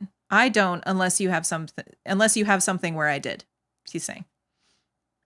Gottlieb says, do you have you characterize these as offensive and defensive, yet you have admitted that you have absolutely no idea whether Mr. Reynolds ever said that the movie was a disaster that he saved. And the witness goes, Baldoni says, untrue. I do know he said it. Gottlieb says, you know that he said that the movie was a disaster that he saved? He said, yes. Okay, and you know that how? Baldoni says, this gets cut off. It's so frustrating. Fucking I know. shit. Listen. And you know that how? And Baldoni says, he said it at the January 4th meeting in person to my face. Question. And did he say that in public anytime that you ever heard him say it? And Baldoni answers, but this gets cut off. I found it odd that something he said to, and that's it. Well, listen, if they felt like the set was falling apart all around them, if Sony felt like the set was falling apart all around them, if they felt like it was ill run and that it was being run by the captains and not by visionaries, unless you're sitting there and you're watching the daily cuts and the cuts are coming in strong, could very well be the perception that that he is steering the ship into troubled waters. And so, Ryan Reynolds may have said that. I don't see what the problem is with that. Let me just. This is so funny because ex-lady who's with us again, good to see you again, said, she called me out. Where was it? It's not a bad thing though. She goes, so just disingenuous to think Taylor Swift is not a powerful friend to be intimidated by. Come on, Dale. I mean, listen, man. Yeah, I don't you think, well, fuck, how do you think pro athletes do when they get on the fucking court with LeBron James? Like, listen, man, when I was in Hollywood and Leonardo DiCaprio was in the room, I didn't feel inferior. I felt like, all right, dude, I'm in the game. I'm in the fucking game. The guy's sitting there with Taylor Swift. If Taylor Swift's sitting across from me, I'm in the game. Yeah, I'm not sitting around going, oh, fuck, it's Taylor Swift. Oh, shit, she's going to say something that's going to intimidate me. What is the use of that? How do you get to the top in life if you're feeling like such a fucking, it just, to me, that's the most silliest thing ever. These people aren't what you think they are. They're not these big evil giant people. They're actually just normal human beings. You'll walk in the room, you'll have a conversation with them, you'll break ice, then maybe break some bread if things go real well. You know what I'm saying? Like, that's all this is. No, it's true. They're totally normal, but their public life is super fucking weird. That's it. You get this perception of them that you don't. That's not what you're sitting in the room. They're sitting there fucking, stirring their coffee just like everybody else, dude. It's interesting when you live in LA, you get exposed to a lot of celebrities just doing normal shit because they live there too. So you'll be like, oh, that celebrity's my neighbor. Oh, that's interesting, And why would I feel intimidated by their power? I'm sorry to interrupt you. I'm sorry. I just wanted to add, why would he be intimidated by their power? Their power is on the table. It's in the room for his benefit. Yeah, in the Dragon text, Blake Lively literally writes, and everybody benefits from these dragons of mine. They can be your dragons too. If Ryan Reynolds rewrote the scene and the scene got better, that's a fucking benefit. If Ryan Reynolds wrote the scene and it didn't get better, it's an opportunity to open up a collaboration with what he's calling the most powerful couple in the fucking business universe. That's what I'm saying. You're sitting there like, oh, fuck. Oh, you know what? If I didn't like the scene Ryan Reynolds gave to me and I was in the same boat as him, I'd be like, yo, you guys want to collab on it? Let's fucking hang out. Let's do a fucking Zoom collab, or let's go over to the apartment and have a fucking collaboration on it. I would open up the opportunities in the channels to get them wider, to get them open wider, so that more benefit is going to come to me and so that I can also offer more of my talent to them. This is the fucking opportunity of a fucking lifetime, and he got scared by it. Yeah, so the last thing is just, for some reason, I only have this one page of the middle of an answer. So this is obviously, everything that I'm reading is stuff that that Blake Lively has cited. Okay, I'm going to add one more thing. Oh. Leonardo DiCaprio, he gave the thumbs up to Claire Danes, because Claire Danes was the only person who literally went after him in the scenes. You mean in Romeo and Juliet? In Romeo and Juliet. When they had auditions together? Yeah, so we were talking about his auditions with the girls, and he was like, dude, she had strength, she had power, she was not intimidated in any way by the position that she was in or by working across from Leonardo. But everyone else they tried out did. But all the other girls were like, and we experienced this when we were auditioning girls for our movie, for Don's Plum, let alone Romeo and Juliet and Baz Luhrmann and all this goddamn shit, you know what I'm saying? So it's just, just food for thought. Go ahead. Okay. What I was saying about this, we just have one page, which is the middle of Baldoni's answer. Let's do it. But he's really wound up, okay? Yeah. So he is making a list of all of his grievances. I'm all wound up too now, so let's go. Yeah.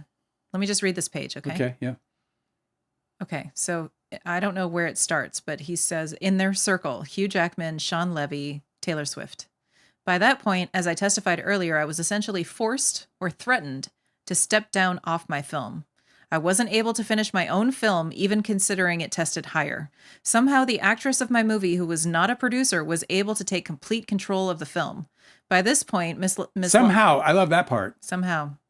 He has I never love that part of his articulated answer. how. He can't. Because it's not real. It didn't happen. It can't be articulated because it's not real. Somehow is the problem with your fucking story, bud. At this point, Miss Lively had requested that my name be removed, so I had my film buy credit removed. The female gaze. It was removed from the majority of marketing materials from the poster. It was being removed for the most from the trailer. It is in the trailer. It's in the trailer. His vanity credit of a film buy is in the trailer. Yeah, and the only thing he might be complaining about is that they might have pushed it to the end of the trailer so that because you can't get people's attention by putting your fucking stupid credit in the beginning, son. Because nobody knows who you are. Yeah, nobody knows or cares. And also, the only evidence he has ever shown anybody to support this idea that Lively had requested that my name be removed is a email from Sony Marketing asking Wayfair if it's okay if they remove it, and there's no mention whatsoever of Blake Lively. And standard, by the way, just a real quick run on it. Standard in the industry is that if you get a film by credit, you're going to offer and take all paid ads, and you're going to do like above the title and stuff like that. But when the artwork comes back or when the trailers come back, if getting the film by or any other vanity credits, if those interfere with the artwork, then there's a automatic request to the talent. Yeah. So, and he owns the fucking movie. His interest is in the movie succeeding beyond measure. So the only email not getting a film by credit that nobody fucking cares about. I know. So the only email that he has as evidence of that doesn't even mention Lively, and it's also a request. Can you believe this guy fucking whining about a credit? No, I can't. What a baby. I know that she had been working with Taylor Swift to make sure that she got the song that she wanted in the film. This part makes me want to just fucking freak the fuck out. Yeah, it makes you want to throw things, right? It makes me want to throw things. Taylor Swift, and you think you can just fucking open up her catalog and be like, no. Are you out of your mind, but also son? that like she enriched his production. Oh my God. Immensely with that favor. This is what I'm talking about. This guy has no perception of what he had, or where he was, or what the fuck he was doing. I know. So that's insanity beyond insanity. He said, and I know that she had been working with Taylor Swift to make sure that she got the song that she wanted in the film. It's her fucking best friend, you fool. And I assumed that was not a battle or a fight that I could ever win. Why would you be in battle with that situation? What kind of fight are you talking about? You have the biggest pop star fucking in the world giving you music. You can't even buy that shit. The lyrics are perfect. You can't buy Taylor Swift, bro. You can try to buy it, I know, but you can't. Why would he want to fight that? Oh my God. Okay. It is just... Okay, well, we're not dealing with a reasonable person. This is what I'm talking about, them being out of their depth. I'm being... Okay, but I'm being a little nuts about it, but this is what I mean by being out of their depth. They don't understand this. They don't understand what's going on. They don't understand the gifts. They don't understand the position. They don't understand their station within it. They don't understand anything. They're not paying heed to a single thing.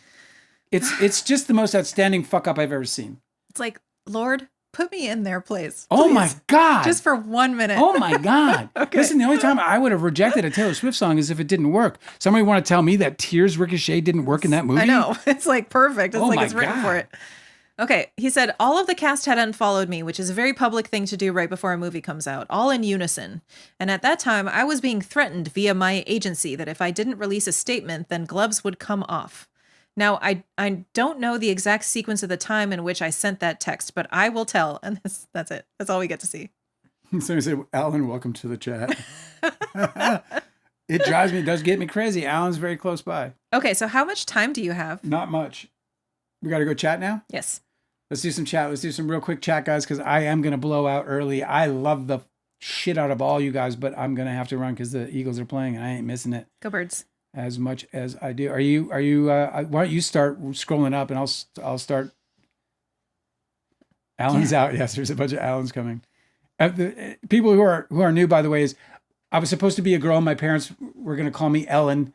And then on this channel, I go off like that. And then they say that that's Alan.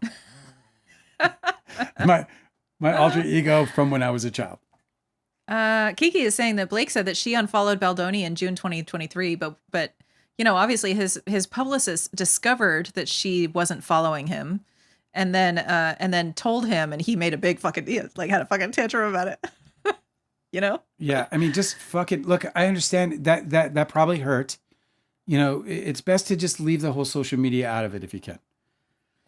X-Lady09 said it was his movie. He optioned the book and secured the rights. I don't know. I don't understand why then he is blaming anybody else for anything going wrong on the film. It was his movie. It was his movie. He optioned the book, secured the rights. It controlled so many roles in the creation of the film. I don't understand why he is blaming anybody but himself.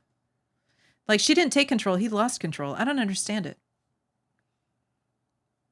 Cece is saying Colleen actually states, I think, that she was not as involved in the movie as JB or anyone would lead you to be. I don't know the source. I'm sorry. I've heard she was disappointed in it. Who?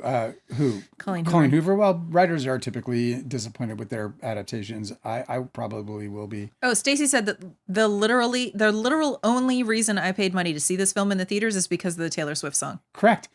Listen, they got 120 million views in 24 hours. The book sold 6 million copies. If every one of those 6 million copies were triplicated through loans and everything else, and you made it 18 million people read the book. Let's pretend 18 million people read the book before the trailer hit. The trailer in 24 hours did 120 million views with Tears Ricochet as its fucking headline. We know who watched the fucking trailer. It was Swifties. We know who turned that movie into a $340 million box office smash. It was Swifties. And we know where the Swifties came from. They came from Taylor Swift, and we know where Taylor Swift came from. She came from Blake Lively in that relationship. And that is a masterstroke of producing. Like, incredible. And by the way, a favor she'll only probably ever get once in her life. That's how big that favor is. It's a giant favor, bro. Taylor Swift. That's a one-time deal. Hey, Taylor, Tay, come in on this movie with me, will you? One-time deal, especially now. That's my guess. You know, you never know. I mean, Taylor Swift's definitely a smart woman, man. She knows better. Kiki is saying that Alex Sachs said that he sidelined Christy Hall, that Baldoni sidelined Christy Hall, and that Hall didn't want anything to do with him. Yeah. I mean, that obviously that wouldn't be surprising as far as the directing goes, if that's what we're talking about. Look, maybe she wasn't right for the role for the director chair on this one. It's quite possible. You know, it's just you don't just give it to a woman because she's a woman. You want a vision. You want somebody who can handle it. And, I just don't know why. I don't know why a guy is like, holy shit, the entire cast and crew doesn't want to walk with me. They don't want to be seen with me at the premiere. Yeah. You know what I should do? I should actually hire people to make it worse. I should hire people who are going to create more division. I'm going to hire people who are going to be my attack dogs. That's what I'm going to do. Instead of being like, oh my God, I totally fucked up. How can I make this better? How can I make this better with these people? You know? All right, a couple more questions and then we'll fly. Hinata said, Dime Beth said, I watched Jane the Virgin, but I've never seen a Wayfarer film. Jane the Virgin, man, I never saw any of it. Yeah, I mean, I think Wayfarer probably makes good movies. Oh my God. Oh my God. Did you just see that? Yes, No Two Trolls That just hit me right in the chest. It's for Alan. That was just amazing. Oh my God. Thank you so much. Now I'm going to feel bad for going to watch the game. Oh my God. X-Lady said, No Two Trolls. Thank you so much. Wow, Dale, to hear that you're a Birds fan makes me even more disappointed we disagree on this. At least we agree as Eagles fans that the offense and Patullo needs help tonight. Patullo needs to go. Patullo needs to fucking... Wait, so she is an Eagles fan? Who's an Eagles fan? X-Lady. Oh, X-Lady. Oh, you secretly love me and you know it. I'm Bobo saying, just put on the football game. No, you don't understand. I have to yell at it. Yeah, I know. I have to shout at it. He's like, Angela has to go, they can't hear you. No. Most of the time I'm like, Dale, we have neighbors. You have to be more mindful of your volume. Oh my God, No Two Trolls. You are so fucking kind. I can't even tell you how much you're helping it because, we just dropped we just have to buy a big hard drive and all these expenses that come with this gig. And you're just helping us out so much. And it's just really amazing and incredibly, it always costs a lot of money in the beginning, for sure. Well, yeah, it's just lots of gear, but we're trying to put together a good show, and we got the help of our community to make it happen, and I'm really grateful and humble. My God. So you have to go, but if there's anybody in the chat that had a question or anything that you want to, how could they ask a question? Well, you can go. I don't want to make anybody feel ignored. You can go to the chat if you have a question that we haven't answered and you want to answer it just go to the chat. Yes. In the replay. Right.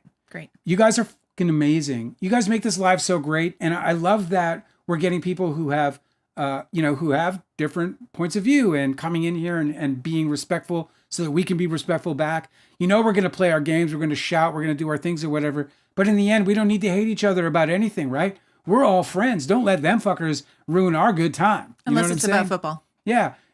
So I'm so utterly proud to be a part of this community that you guys are building and that we get so luckily to be, chatting about from our little perspectives here. So anyway, No Two Trolls, Austin, you guys are just amazing. And everybody who's ever given a super chat. Remember Jacqueline got this all started. She was our first super chat. I wish we could like make a dollar bill so you can just put it up there and just be like, there's Jacqueline's. So I just remember you all and all the kindness that you bring to us. We really do love spending these nights with you. We'll be back tomorrow. Mm-hmm. And I'm not sure what that thumbnail will look like because we are done with this depot. Yes. We have other depots. We have Jamie Heath. Also, there's some bunch of shit coming up this week. That's right. This week, they're supposed to file their shortage response to the opposition's to the motion for summary judgment. I haven't even gone through Lively's opposition. It's like 250 pages. Yeah, we got to get that. We'll probably start that tomorrow. Yeah. I adore you. Every second we spend with you is nothing but fun. So thank you so much for making it real. And we are going to go watch some football right now. I hate to bug out on you, especially after your kindness, but I got to go. All right. Good night, Angela. Good night. I love you guys. Bye-bye.